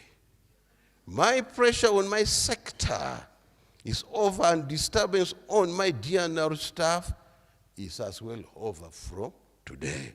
But I hand them over to you. I'd like to take this opportunity to thank wholeheartedly His Excellency the President of the Republic of Uganda for appointing, entrusting, supporting, and his confidence in me as Director General Naro to work under his strategic leadership and contribute to the socio-economic transformation of the country. I keep asking myself, why me? Let me share with you that I have been the longest serving DG of Naro, the DG of an agricultural research organization in the Anglophone countries, and the third longest serving in Africa concerning the Francophone. Your Excellency, to use your very words, we fought very many battles together, including food and nutrition security, pests and diseases, for instance, larger grain borer, fall armyworm, water hyacinth, sandvilla weed, coffee wilt, cassava brown streak, aflatoxin, stickbone, all those. Under your wise leadership, you prove that science could be used to bring peace, development, and stability. Together with General Saleh, I'd like to thank you for appointing me as chairman, peace talks between government and Obusingabwa Renzururu. So you're talking about not just staying in the lab, you can use science to go and negotiate for peace. And I believe you have the capacity. Finally, let me thank all of you for your friendship and honor of having worked with you. As for me, one part of a challenging and illuminating experience coming to an end, one that I'll treasure for the rest of my life. Although I'm excited for tomorrow, I feel a bit sad today to say goodbye. I'm going to miss you. I have shared a special bond with you. I am taking with me special memories of your time together. In closing, let me re-echo St. Paul in saying, I have run with perseverance and I've finished the race. Whether I've finished the race successfully or not is not for me to say. I'll leave it to you, my colleagues, and my constituent membership to judge. I've been reminded by one of my colleagues, now some of you think that at the end of the day, you exit from here, I'm going into suffering. I met a cousin of mine whom we trackled away from Abyssinia during the time of migration. And he reminded me, we had a clan called the gecko clan. You know the gecko lizard? And the gecko lizard, when it gets old, it doesn't die. The best thing it does, it shears off the tail. But when a new tail grows, it even becomes even much better, more beautiful, and even longer. So, but I haven't shed the end of my tails. So we shall be there. Ladies and gentlemen, I thank you all for this occasion. I wish my successor, the 5th Director General Naro, Dr. Yon Maguma, all the best. I look forward to stay connected and hearing updates about Naro's achievements. Wishing you all great success. I thank you.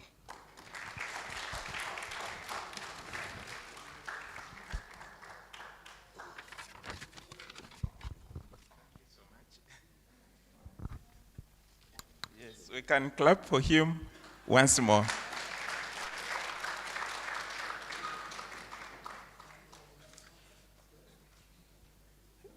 Thank you so much for effectively representing the organization up to today, articulating the achievements very well. Before I proceed, I want to introduce some few people individually to the PS and to all of us. And I want to say this. First of all, I thank PS so much. Like Dr. Ambrose Agona, everybody knew in the ministry there that he's my friend, he's my friend, he's my friend. He loves me, he has been very kind to me. So if you dare make allegations to him about me, he will ask me. He will ask me about that. But actually, I want to testify. I've been very, very considerate to my senior doctor, the incoming DG. Each time PS and the senior minister asked me, are there other people more senior than you in Naro? I would say yes.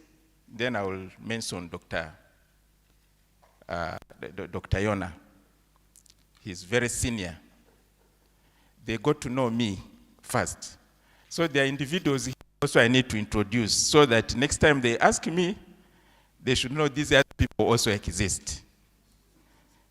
In Naro, we don't live in some vacuum. For the few, it can be weeks, it can be months, it can be a year, it can be whatever period, there is not going to be a vacuum for the position of Deputy Director General in charge research coordination. There is somebody who will be in that position. And I feel this person should be known to the PS. And that is none other than Dr. George Lukwago. I would feel he would come here. And nobody should question the merit. I think he's the only person in this room who has 2 PhDs. If there is anybody other than that can make any claim. So that is the level of merit, PS. I also want to introduce, and in fact I will request them to be very close when we are going for the other ceremonies, the other members of the governing council. We have Naikunda Olivia, who is with us. Please stand up. And you will be moving nearer when we will be doing some of the ceremonies of handover for close witness. We have Dr. Sylvester Dickson Baguma. He is the director of Bulindi and he represents all of us, the staff, in the Naro Governing Council. They will also be close when we are doing the other ceremonies. And of course, we have the person representing the chairperson, Naro Governing Council, Dr. John Wasige, who is with us. So after accomplishing this, we want to move to the next item, which is the real handover of the instruments to the incoming Director General, Dr. Baguma, by Dr. Ambrose Agona. Camera people and other people can take this moment to capture it very well. So I think I will be requesting, I think, the witness director of the PS to witness that.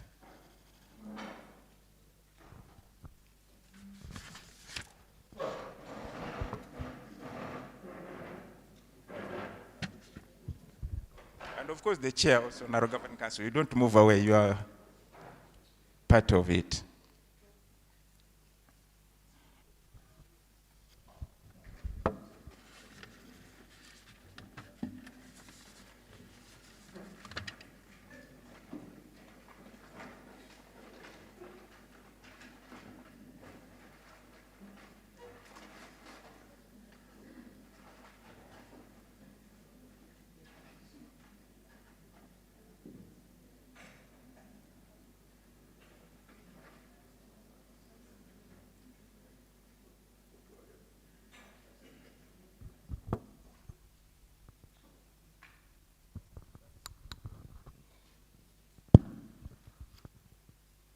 It's a very momentous occasion when I present to Dr. Yona Baguma, and the first item I'm going to hand over is the Naro Act that established Naro, and I strongly believe all the roles and functions it's going to implement will be based on the Act until otherwise.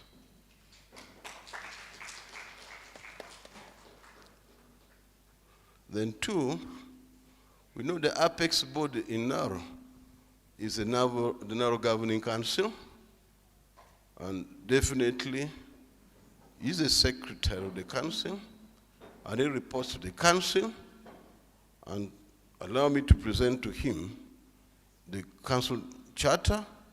This is supposed to be like your speed governor on council matters.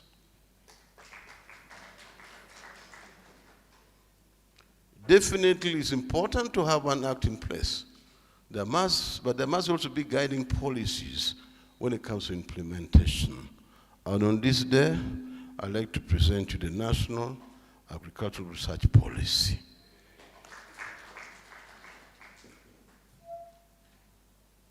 Of course, when we talk about resources in Naro, people think about money, but they talk about human resources. You need people to work with. Today we are declaring 812, and part of them are here. But then you have the human resource manual that gives the terms, the staff terms and conditions of service. Please accept this. But also allow me at this moment to hand over you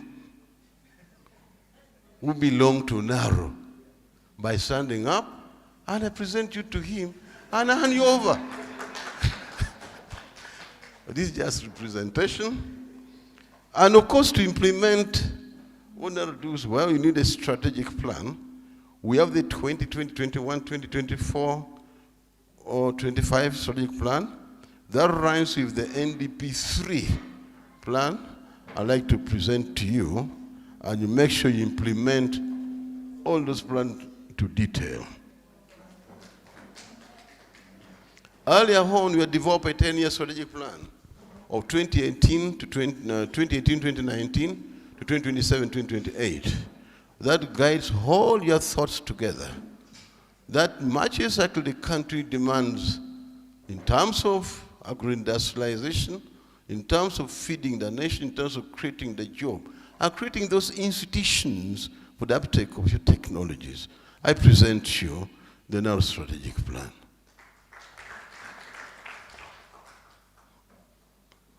And Mr. Pierce, maybe you need to guide us. We presented this for 2022, 2023, plus even the budget. And I know there are appointments of new accounting officers. First track your appointment, but in the event it comes to me by error, I'll hand it over to you. But this is the work plan you're supposed to deliver on. And finally,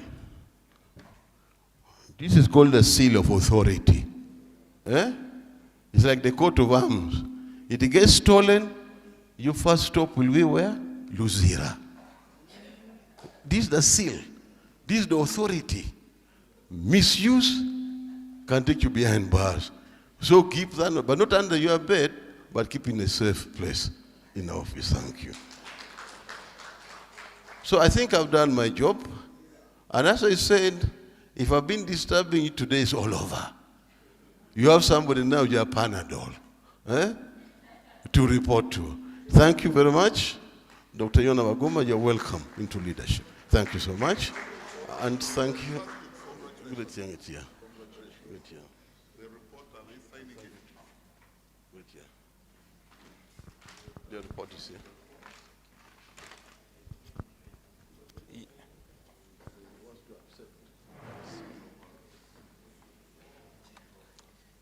Let somebody pick this one. Yeah?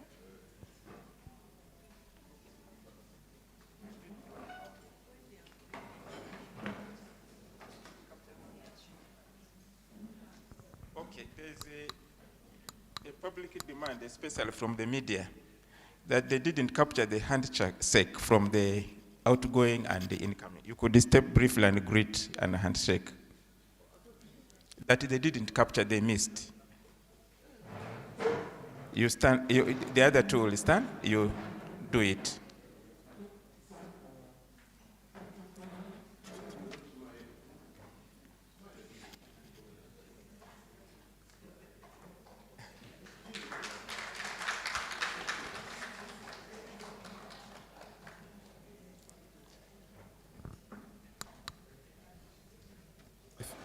Thank you so much.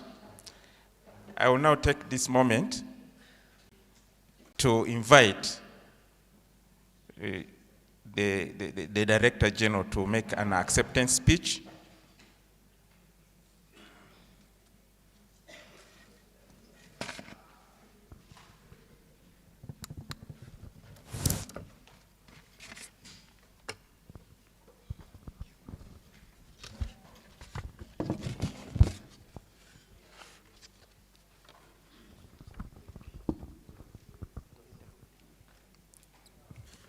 Yeah, Honorable Minister, here represented by the PS Maif,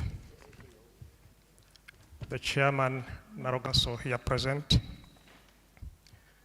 Director General Emeritus, Directors of Naro and staff, distinguished stakeholders, ladies and gentlemen. Good afternoon, ladies and gentlemen. Standing here in front of you as the 5th Director General of Naro is an enormous honor and source of great humility to me. I want to express my gratitude to the Almighty God for giving me the chance to serve and lead in this position.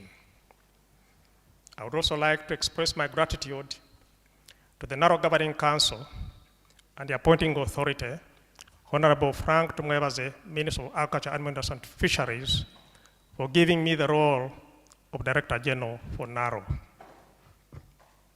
Please allow me to recognize the outstanding leadership of Dr. Ambrose Agona, the previous Director General. But actually I prefer now to refer to him as Director General Emeritus, from whom I inherited the position. Dr. Agona, I thank you so much from the bottom of my heart. We appreciate your support in helping Naro and as well the nation's agriculture industry as a whole. Your contribution will remain with us and will live beyond us. We thank you so much for your tireless effort. Tonight, I, Dr. Yona Baguma, officially certify and affirm that I accept the position of Naro Director General.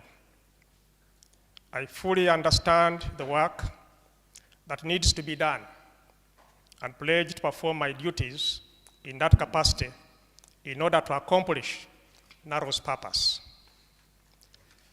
To be able to lead effectively, I rely on the assistance of the Naro Governing Council. Chair, Naro Governing Council, I count on you and members for me to be able to effectively lead Naro, as well as co-workers in their numerous categories and roles to maintain Naro brand and keep it aimed at the organization's strategic goal of having a positive impact on people. Colleagues in Naro, you're my first client. And I want you to understand from tonight that I'm your servant. I come in as a servant. As we conduct our business, which is agricultural research and development, I implore you not to get weary and weary, but rather become more energetic and self-motivated. Support from the technical and political leadership, Mr. Honorable Minister of MAIF, is highly desired as leader of the agro-industrialization program, which, as Naro, we are contributing to. In order to fulfill its purpose, I implore the cooperation and support of government of Uganda and our partners at national and international level, both public and private. And in conclusion, ladies and gentlemen, with its unified efforts and strategic alliances, Naro is and will continue to assume a leading role in Uganda's economic transformation. For God and my country, I submit.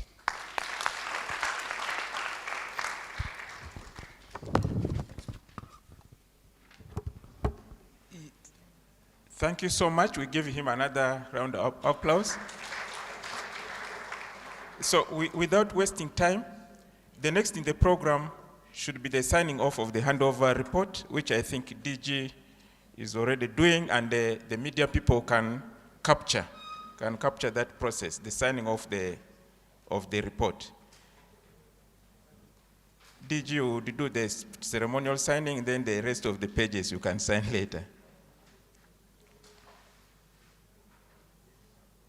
Yes, you can do the ceremonial signing, yes.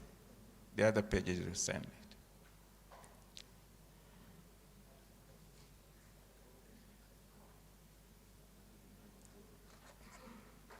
Yeah. Supposed to. Yes, and then the Director Internal Audit should come and co-sign.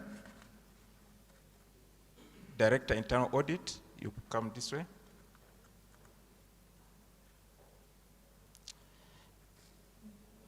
Then as this is accomplished, The next item in the agenda is handing over of the certificate of service.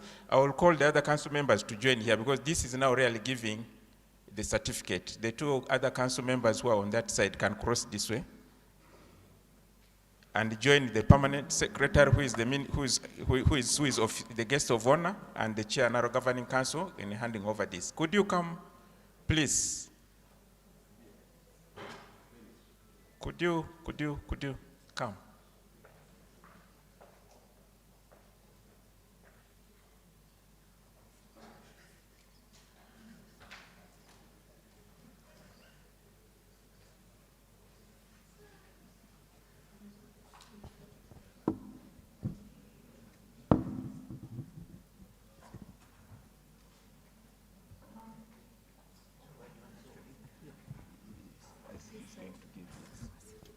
Can move that. I think we'll request Dr. Ambrose Agona to step forward and the chief guest to also step forward and receive his certificate.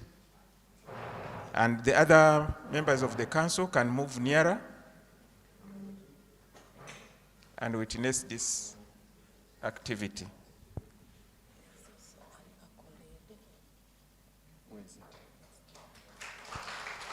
Okay. Who is nearer there?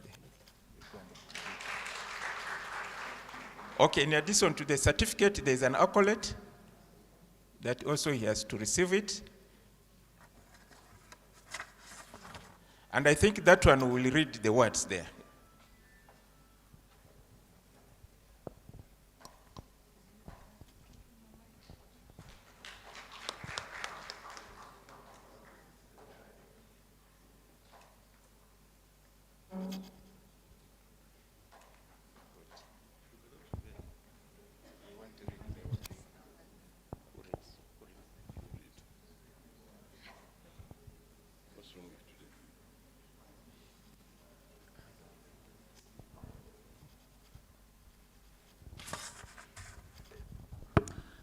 Appreciation Award presented to Dr. Ambrose Agona in recognition for your distinguished and dedicated service to Naro as a scientist.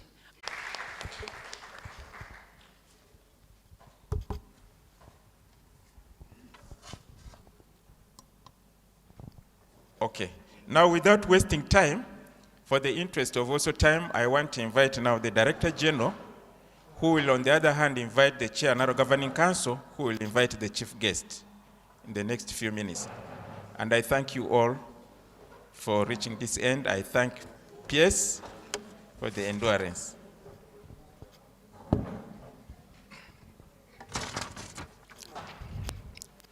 It's now my honor and pleasure to invite the Chair Naro Governing Council to come forward and invite the chief guest to address us. Chair Naro Governing Council.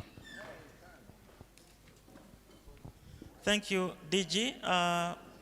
Without wasting time, I take the honor of inviting the minister to come and preside over this ceremony and give us words of wisdom. Thank you.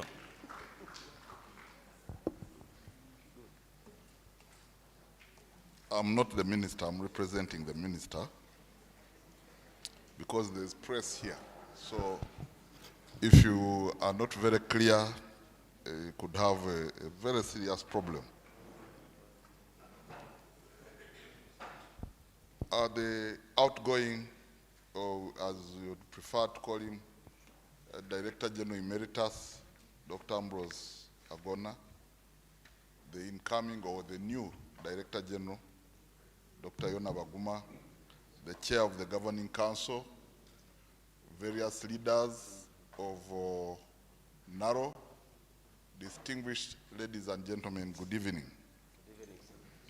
I bring you some, I would call them apologies from the leaders. Maif would have wanted to be here, but he's not in the country. The other ministers have also kind of had very abrupt and serious assignments which they had to go and clear, and we are here. So since we are here, I think the ceremony can go on, and we should do the needful. I want to start by thanking Naro, because Naro, I have a think that you are not appreciated enough. I want to thank you for the good works that you are doing. We cannot thank the Director General enough, but I think before we thank him, we need to thank the people who work with him. A good house cannot be a farmhouse if it doesn't have a good foundation. And a good team is the foundation of good work, of a good organization. So allow me to thank you for I want you also to remember that research is the cornerstone of the agricultural value chain. Specifically, issues of production and productivity, because they deal with issues of improved seed and stock. They deal with issues of resilience of the production system. They deal with other things. I don't want to go into lectures. You people, some people even have 3 PhDs or something. I don't want to go into lectures. But we need to remind ourselves of basics. Sometimes when we are in these things, we talk very high when actually the issues are just here, very near here. What is agriculture? The thing comes, Naro is National Agricultural Research Organization. So the key word there are many words, but the key word is agriculture. What is agriculture? When we talk about agriculture, agriculture comes from 2 words. One word is the root of which means the ground, ager, the ground. The other one is cultura, culture, nurturing. So agriculture is basically about nurturing things that come from the ground, or of the ground, or that come from the environment. Now, I define agriculture personally as the deliberate nurturing of plants and animals, of other organisms, not necessarily plants and animals, for the benefit of man. Because I know of no other creature which does this. I haven't heard of pigs, I haven't heard of cows, I haven't heard of lions. Lions eat meat, but I've never heard them deliberately farming impalas or cobs, Uganda cobs, for their benefit. I've never heard of this. It's only man who does this. Research, therefore, is key, because agriculture is science. To deliberately nurture something, you need to know the conditions under which that thing is nurtured. And knowledge, the word science comes from the word knowledge. It's actually knowledge. The word science means knowledge. So, but agriculture is also the use of knowledge, which is technology. The word technology means the use of knowledge. So agriculture is the knowledge, the use of the knowledge to nurture plants and animals for the benefit of man. And usually when I'm talking, how does plants and animals benefit man? Through food feeding, through clothing. I know you are bored, you are probably going to yawn, but we need to go back to the basics. Through feeding, through clothing, sometimes security, dogs and so on and so forth, through housing, etc., etc. You also know this, but for the benefit of man. And therefore, we must understand that when we do research in Naro, we are doing research for agriculture, which is for the benefit of man, of you, of the human being, of men. Not for the benefit of knowledge itself. We intellectuals, I put myself in your category. Sometimes we forget, and we want knowledge for the sake of it. In poor countries like ours, as I'm going to demonstrate to you, we can't afford this. We can't afford knowledge for the sake of knowledge. And what is the problem? Because you see, in order to have knowledge to solve problems, you must know what the problem is. What is the problem? First problem, 70% of our working population is involved in agriculture. But unfortunately, that 70% of that working population produces only 25%, less than actually 25% of Uganda's GDP. And this 25% is less than 50% of our export value. Even that one we are lucky because of coffee. Coffee, $850 million, but you only export about $2.73 billion worth of goods.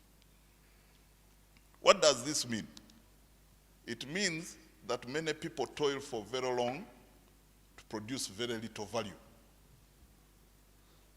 I am defining the problem as it is. Many people toil for very long to produce very little value. Moreover, a lot of these people, 39% of them, are not even in the money economy. 39, according to some statistics, they are not in the money economy. So, they have zero effect. If they died, there would be zero effect on the economy of Uganda, on our GDP, nothing. It's terrible. I know. It's a terrible, terrible, terrible thing. To live a life where you die and you have no effect. The Baganda say, "Umusikaya gweddalu n'amalalu ne bagasenda." The person who inherited from you went mad, and they removed your grave, meaning that you have no effect. You might as well have not been born. And a big chunk of our population is like this. I have traveled around. I've been to all the parts of this country. And really, there are places where you reach. You look at this child running around naked, with the mucus coming from the nose, with the stomach distended, the mother coming out of a grass-thatched house, which looks as if it's going to collapse the next day or the next hour, and you wonder what the future of this child is. And when they look after the car, this beautiful car that you give us, four-wheel drive, very nice, costs 900 million shillings, they run after the car. You know, like dogs run after. Have you ever noticed? Dogs run after a car when you are through a village. So these children are running after this car. And you wonder, what is the future of these children? What would happen if these children died? What is the significance of the lives of these children and their mothers and fathers? The other challenge, of course, of agriculture in Uganda is low technology, low use of knowledge. We depend on the rain. We depend on soil, which we have cultivated since time immemorial, to which we add nothing. We depend on a lake.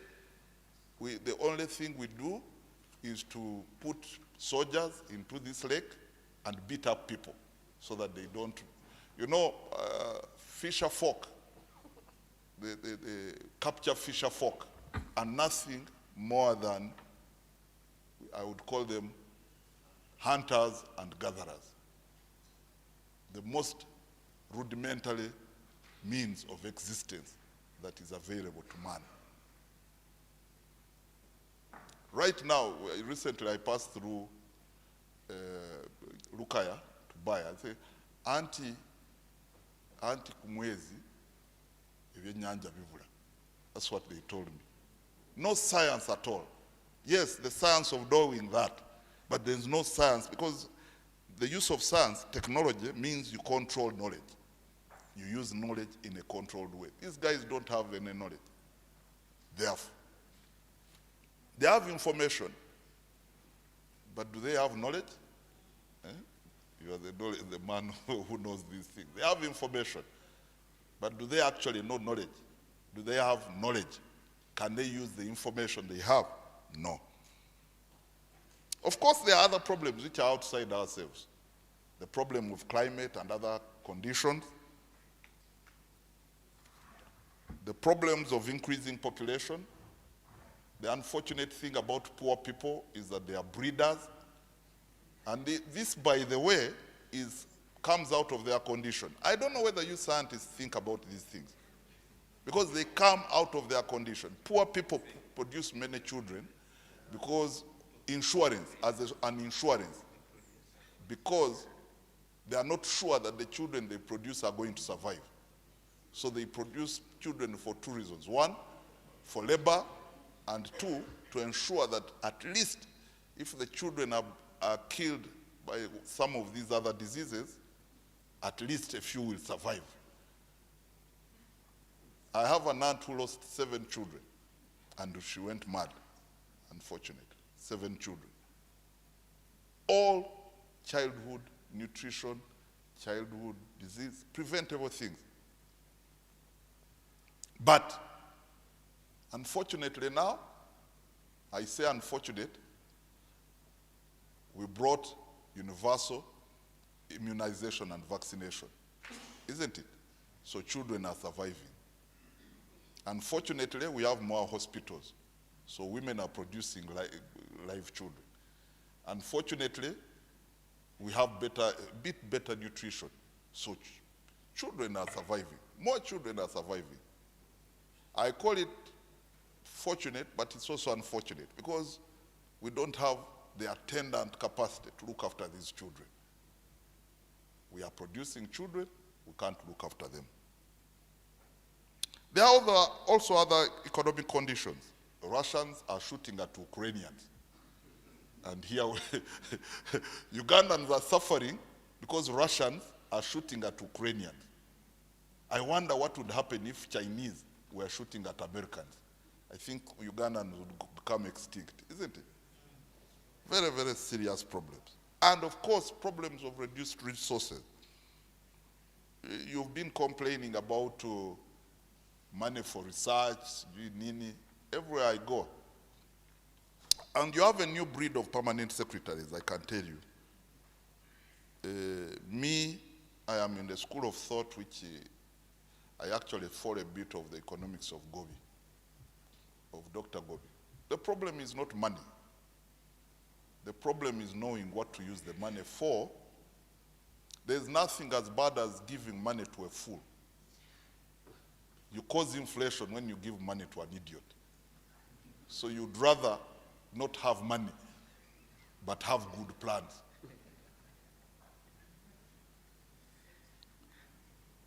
Therefore,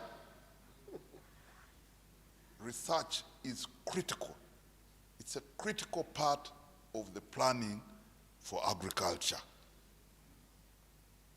It's critical. It's the most critical of the elements.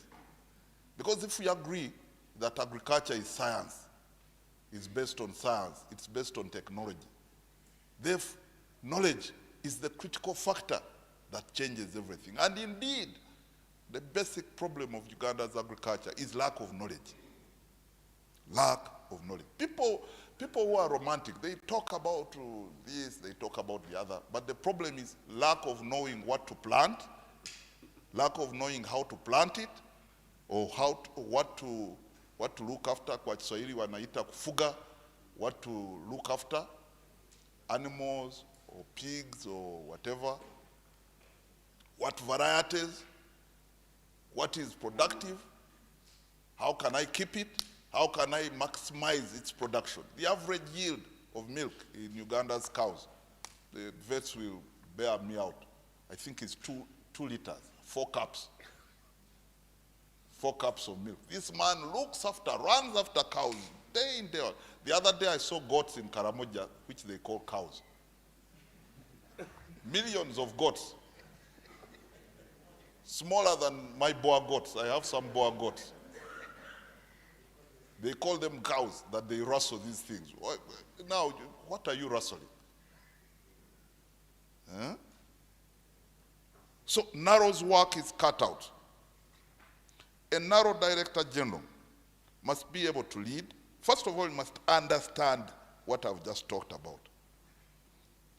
Before you run towards research this, research the other, understand the problem that I'm talking about. I like Dr. Wagmaz, I will tell you, because I debate him, even Dr. Agona, I debate these people, even though I hated biology, so I did mathematics. And I've never studied agriculture. I practice it, but I've never studied it. But I debate these people on issues of agriculture, which is a bit courageous in my view, seeing that they both have PhDs. But we debate. And one of the things I say is that, yes, research is very good, because research is like seeking. You seek for knowledge, you seek this. But you must be focused. You must understand, and to be focused, you must understand the problem. You must do a situation analysis and understand that this is what is causing our condition today, so that you seek knowledge. So, in other words, research, education, everything must be focused towards solving the human condition, the problems of the human condition.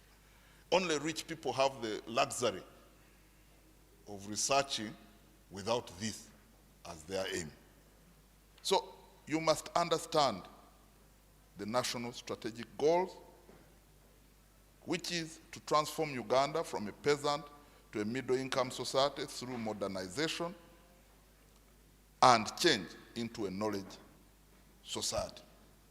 A society which is based on knowledge, which bases its actions on knowledge, on science. You must be able to lead, to manage, to govern, to inspire, to guide, and mobilize. Because the people you lead as Director General of Naro are very, very clever people. It's very difficult to lead clever people. Other people call it ugezi, but there you are. Very difficult people to lead because they reason everything. That's why being PS of Maif is also very challenging, but we manage it. The basic goal of Uganda's agriculture is to commercialize. Commercialization, the word commercial, which means ensuring that people get money. Why money? Because money, ladies and gentlemen, confers freedom.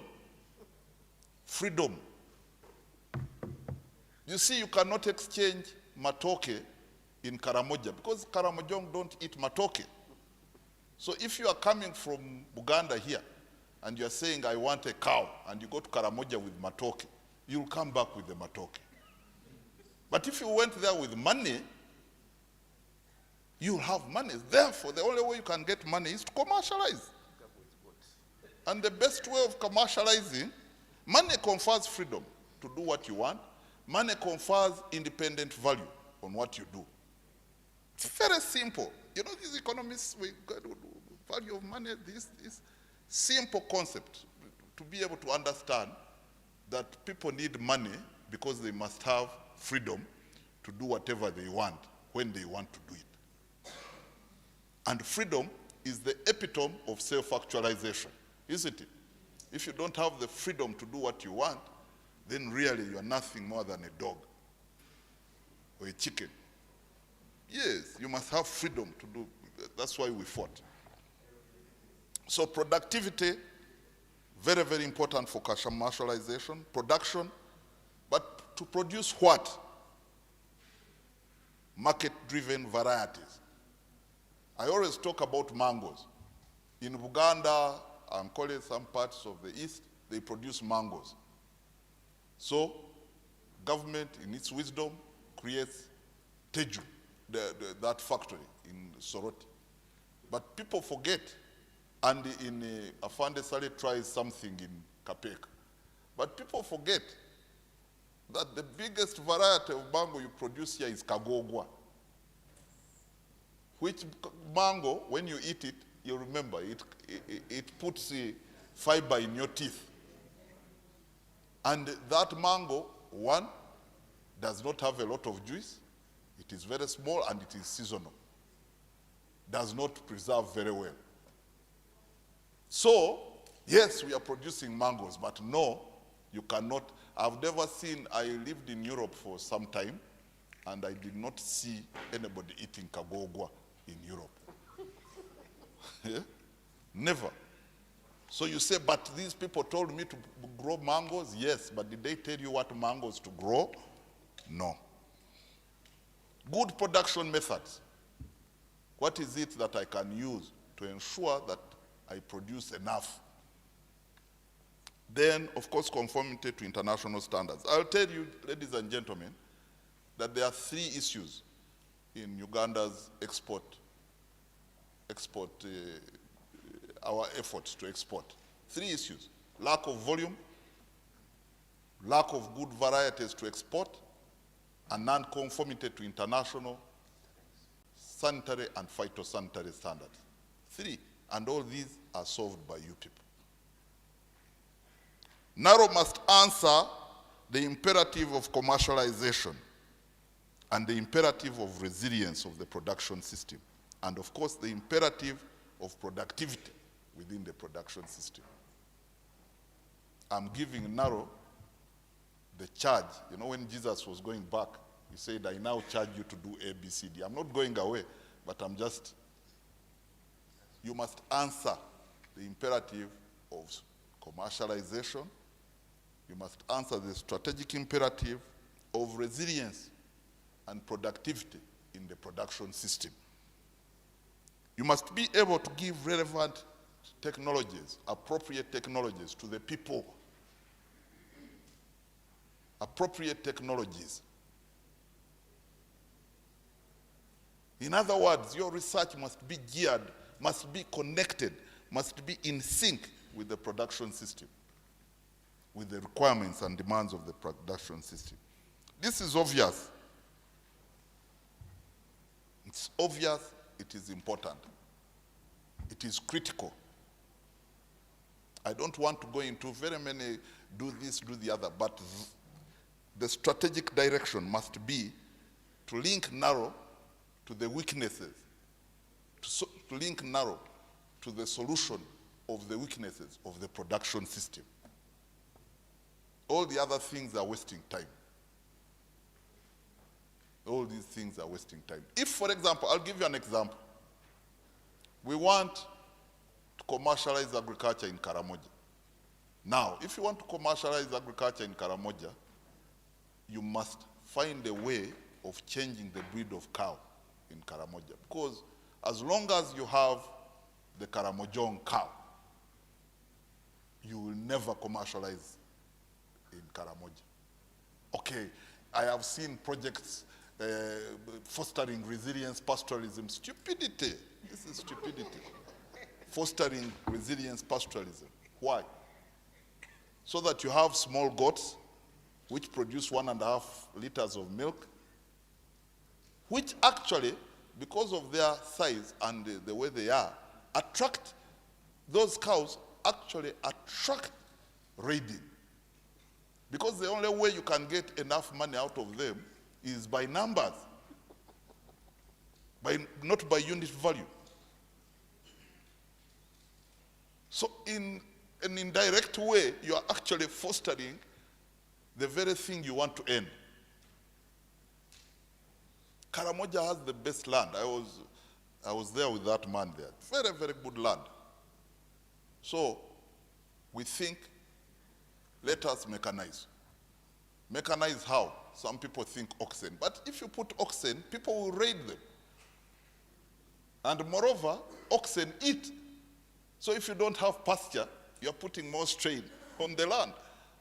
So the best is walking tractors, to create a walking tractor. And that walking tractor is just an ox with an engine, rather an engine with a plow, which is the same as the ox plow, isn't it? All you need to do, of course, people say some of them are weak, blah, blah, blah, blah. But now that is the charge with Naro.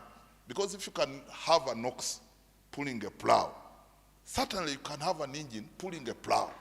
So all you need to do now is to do the engineering and see the depth with which this, or the actual way that you can design the plow to ensure that you dig deep enough into that soil.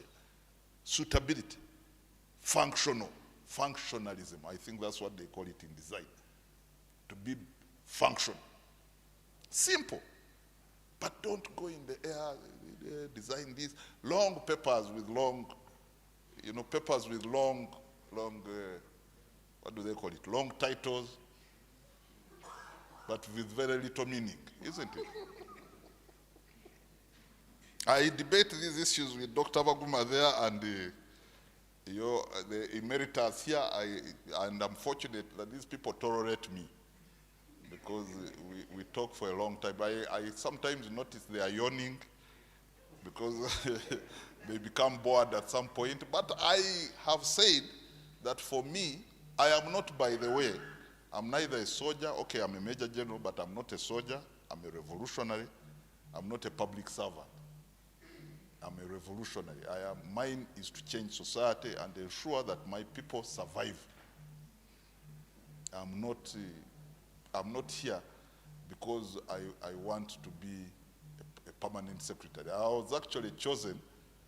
I did not choose myself. So I will continue preaching this message of relevance, this message of use of science and technology to change society, to transform society, of teaching people that history, the history of man, only changes, the history of man, man transforms only through science and technology, through his invention, innovation, use of tools, use of knowledge, his ability to use knowledge. Okay, some people, anyway, I'll not go into that debate because some people said, but what about those of us who can speak Shakespearean English? But the reason why language emerged, those of you who have done some evolutionary history, the reason why language emerged was because of cooperation. Really, use of tools, to cooperate in the use of tools, in the production process. That's why language emerged, because people needed to communicate. So language, if you talk about primary and secondary, one would say use of tools is primary, language is secondary, but that is another debate. I want to end by thanking Dr. Agona for the good work that he has done. Dr. Agona is very good at what he does, extremely, one of the most brilliant people I've ever come across. We've had once in a while we have our debates, very firm debates, and I'm very lucky we are not classmates, but schoolmates, alumni of the same school, St. Mary's College. Those of you who've heard of this school, it's just down the road from here. Very nice school. And we have some very firm debates and very firm differences of opinion, because both of us think sometimes that we know, which is it's a very interesting situation. But I respect his opinion. I listen to his opinion, and I think he's one of the most brilliant people. And indeed, I can promise you that this is not the end that you'll hear of him. His service I can tell you that his service in Naro is not the end of service of Dr. Agona to this country, because we don't have very many Dr. Agonas. So I specifically think that he was very good in spearheading innovation in solving certain problems. Problems in cassava, problems in tick vaccine, and other things, very many other things. But spearheading this research towards solving specific problems. I want to thank him for leading a team, for ensuring that he led you as a team, and for being a good team leader, and to thank him for excellent technical competence, for good governance of the institution. As you heard, he has never appeared before the Public Accounts Committee, which is really a mark of excellence. He has never. That means all his audit reports have never had issues. That's what it means. He has never had to publicly answer for anything that he might have done or omitted to do. And I think this deserves a clap. I want to congratulate him on his good management of resources and wish him well in his new life. I want him to know that he's just changing jobs. I want to thank you, the members of Dr. Agona's team, for harmony and cooperation with him. Please extend the same harmony and cooperation to the new leader. I want to congratulate Dr. Baguma, particularly for being brilliant, simple, but focused and firm. When I interact with him, I find him very good, very brilliant. Where he doesn't know, he asks others. Even Dr. Agona, where he doesn't know, he asks. That's the mark of a brilliant person, by the way. Brilliance does not mean you know everything. It means you know where to get the information. Yeah. You don't need to have, this was, you know, there's a man called John F. Kennedy, was the president of the US, and he failed an exam in Harvard. And they asked him, they said, what qualifies you to be president when you failed an exam? He said, I don't need to be the smartest guy in the room. I only need to hire smart people, isn't it? Hey, I only need to hire PhDs to do my work for me and to lead them well. They will do the work. I have found Dr. Baguma brilliant, simple, but focused and firm. I've found him very active, but also I've found him very proactive. I want to welcome him to leadership now. You are now the top man of the organization. You have overall responsibility for performance. You have overall responsibility for the lives of people. You have overall responsibility for the results of this organization. This is a very, very heavy burden. It's a very, very heavy burden, and I would entreat you to carry this responsibility carefully. A good leader is a good conductor of music. To produce good music, you need to be able to precisely conduct brilliant musicians so that you produce what we call harmony, but not discordance. You may have beautiful, beautiful musicians. If you don't have good harmony, then you are not making music, but you are making what? Noise. It is not music, it is noise. So please be a good conductor. Be a good team player, because Naro is a team. It is but an instrument in the strategy to transform Uganda.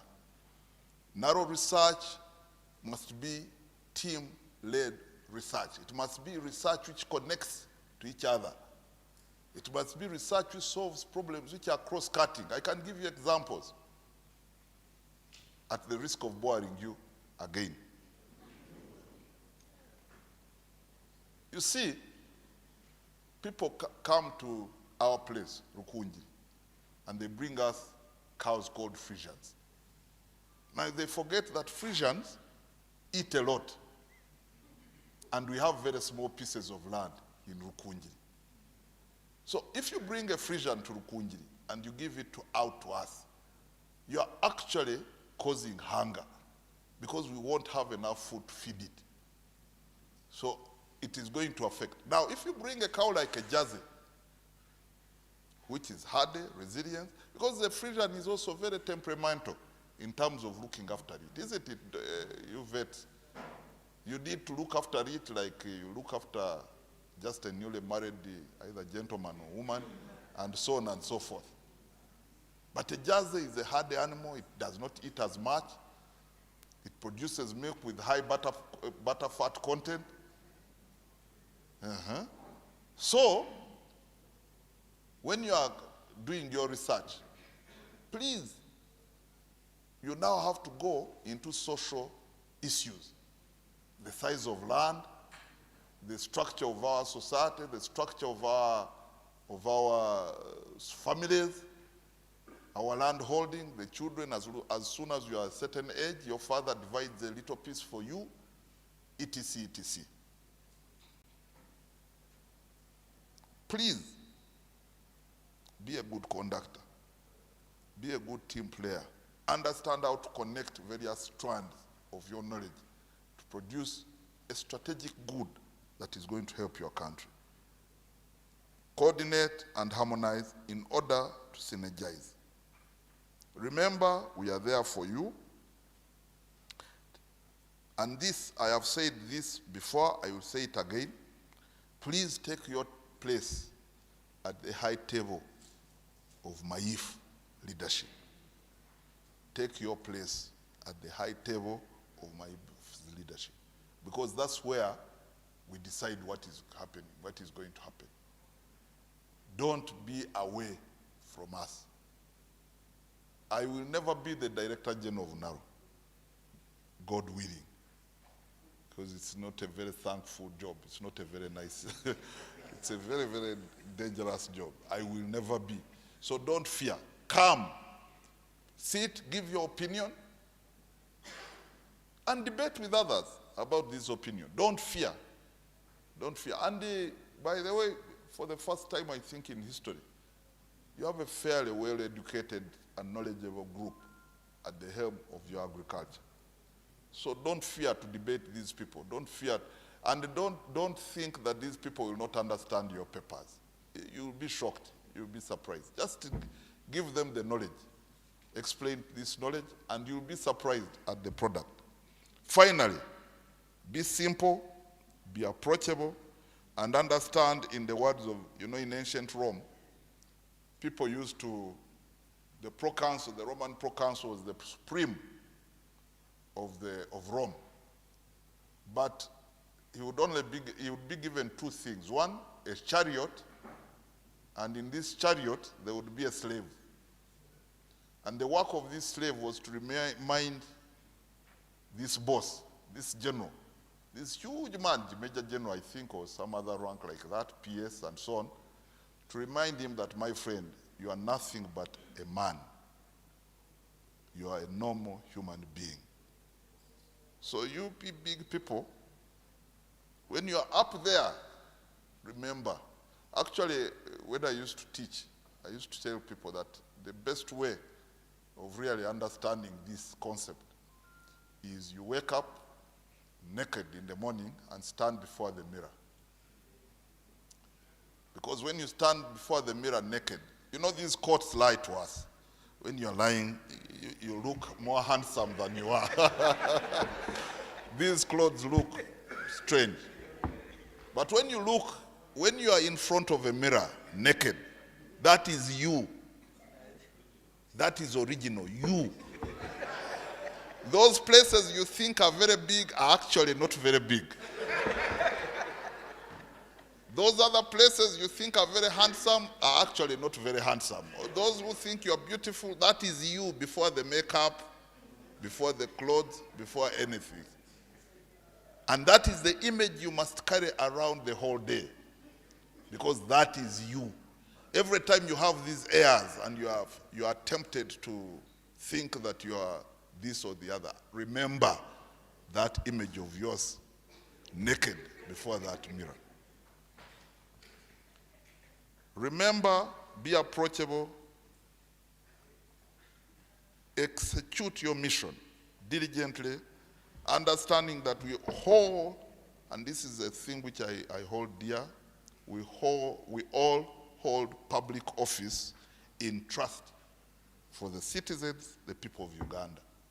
All of us hold public office in trust for other people. If you don't want this, go and rear ducks, as Major General Tafire famously said. But even those ducks, you have responsibility to them.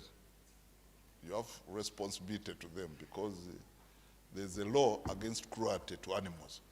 So you hold public office in trust for the citizens of Uganda.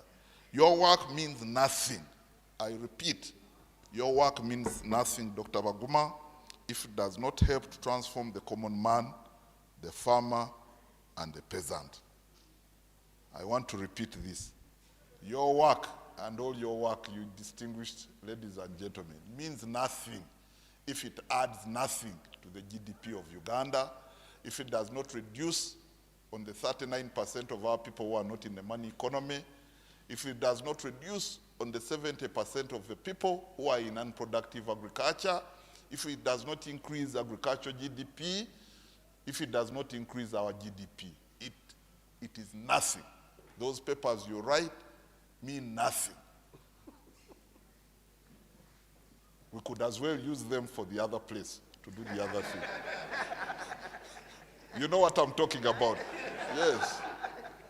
I will tell you a story as I end. When I was in the bush, I used to smoke. I gave up smoking about 22 years ago, 23 years ago, but I used to smoke. And we used to smoke this local tobacco. Very local. It's chasoka, they call it. And so, one day, somebody donated, I don't know why, but donated some Bibles to us. Now, you know this, especially the new something version of the Bible. Very nice paper. Very, very nice. And I smoked that Bible from Genesis to Revelation. I smoked chasoka, that Bible, from Genesis to Revelation. I finished it. The words in the Bible obviously meant nothing to me. Don't produce papers which will be smoked. Don't produce papers which will be used to roll tobacco. Use papers which are useful. Do research which is going to be useful. Mzee Waguma, I respect you very much, but if your research does not result in the transformation of our people, that research means nothing to our people. I can give you a small hint that if your research is relevant and solves real problems, for example, just that visit to State House about the tick vaccine resulted, I think you got 60 billion. Boop. Despite opposition from many people who are even decampaigning your research. Boop, 60 billion. And more is on the way. As long as the research solves specific problems of resilience, specific problems of good variety, specific problems of productivity, of appropriate technologies. As long as it does that, poof, money will be there. I wish you and your team good luck in your work, and I pledge to you without reservation that I will support you. I am, by the way, I am a scientist, but I usually don't want to go into things of, those of you who are interested, you can find out. I don't want to go into issues of CVs and so on and so forth, but I'm a scientist. I have some little knowledge about science. I'm very interested in science, and I will really be on your bumper, I can tell you. Because on the one hand, I've been, Mzee Nani here, Sadiq has been Mzee Kasim, and Swidik, I think that's what you call him, Mugerwa and Kasim have been suffering with me on some issues. Because I am a farmer, and really, I don't see why I should be PS of agriculture and have hopeless systems. Really, I don't see why I shouldn't use PhDs for extension, isn't it? Yeah, I have the access to people who can give me knowledge, so why shouldn't I ask? And they have been suffering. So I will really I promise that I will make you suffer, because I need information. I'm like a sponge, unfortunately. I like information. I like to get to know. I like knowledge. Thank you all. May God bless you for God and my country. Thank you. Thank you, sir. Thank you. Thank you. Thank you.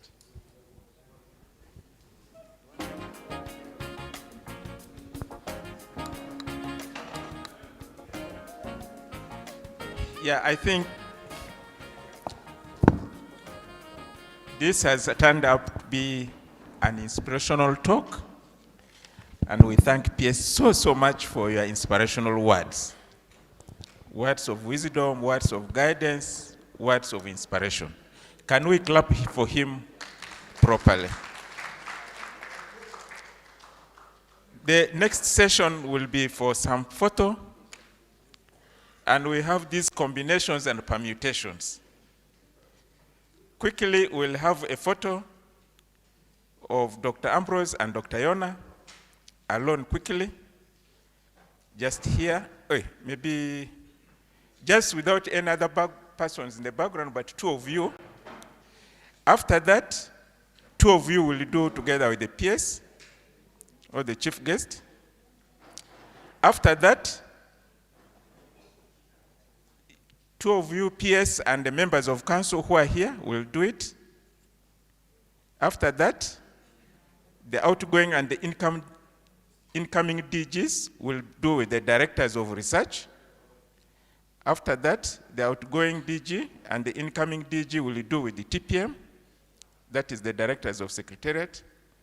After that, the outgoing and incoming will do with the Naro secretariat staff.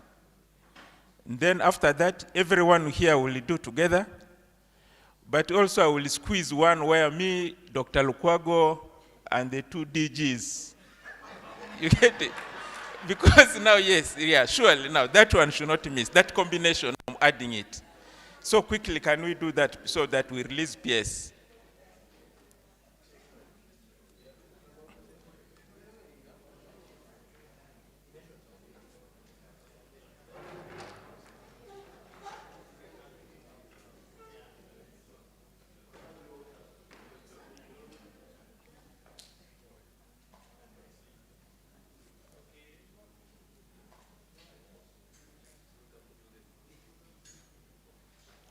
You remain there. I request PS to join. I request PS to join. And definitely PS will be in the middle.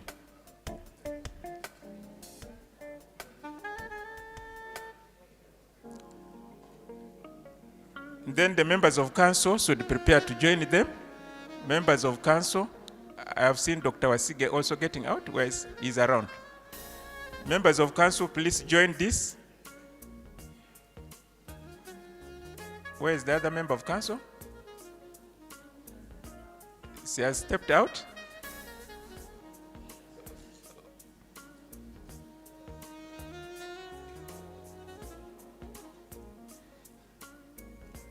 Yes, after that, the outgoing and incoming DGs with the directors of research to step.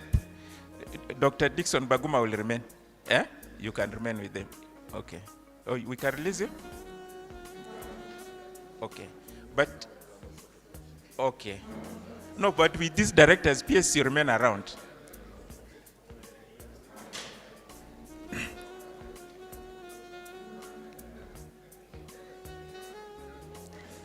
So you divide yourself on the sides, PS in the middle, cushioned by the two DGs, and then yourselves.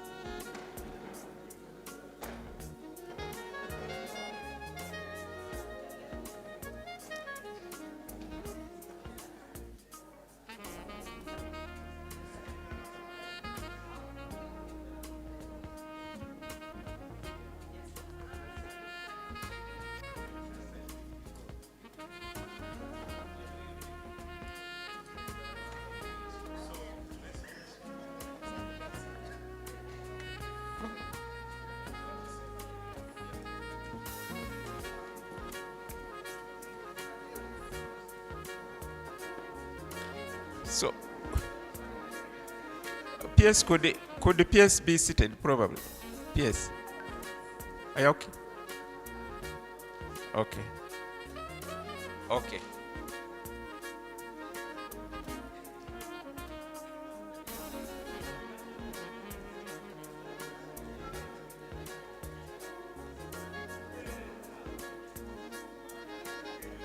And then the others all go, PS and the 2 DGs remain, and then TPM come, please. Naro Secretariat Directors.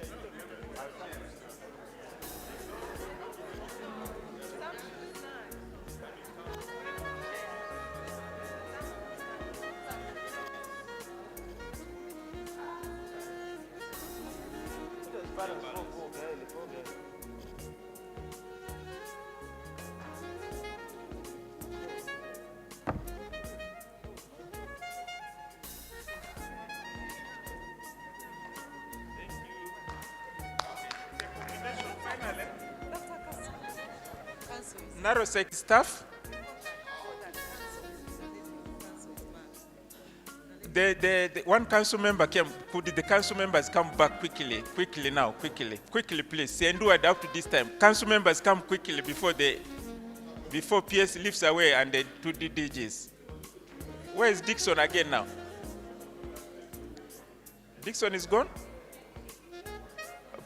Please, you accommodate. Compose yourself back. Where is Dixon? He's already gone. PS, you could give us a chance, only one chance. PS, one chance. DG, one chance. Just a chance. Where is Dr. Dixon? Yes, please, just one chance, PS.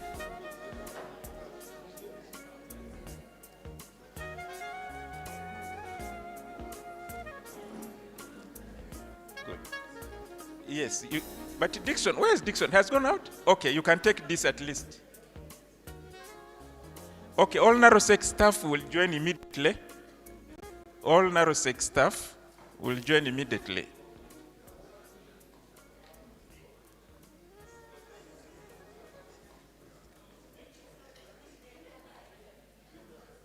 Please, NAROSEC staff, please come. Others sit, others stand. We can still take advantage of PS for the day. It is a big occasion. Thank you, sir. We can release you. Okay, thereafter we release you.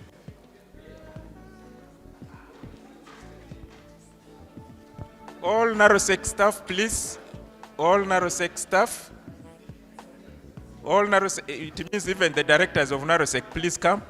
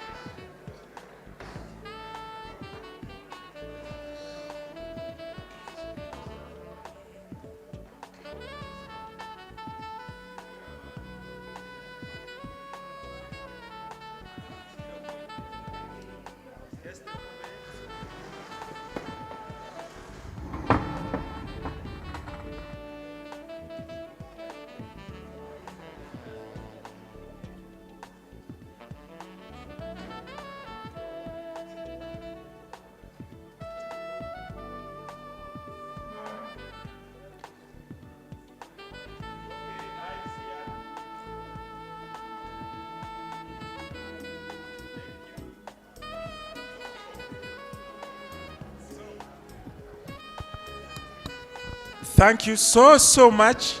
Thank you so much, PS. And everybody who has turned up to witness this occasion. The pastor will be at leisure.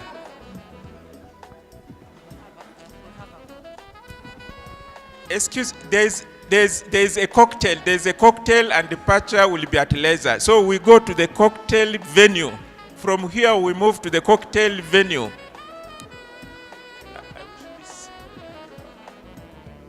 From here we move to the cocktail venue.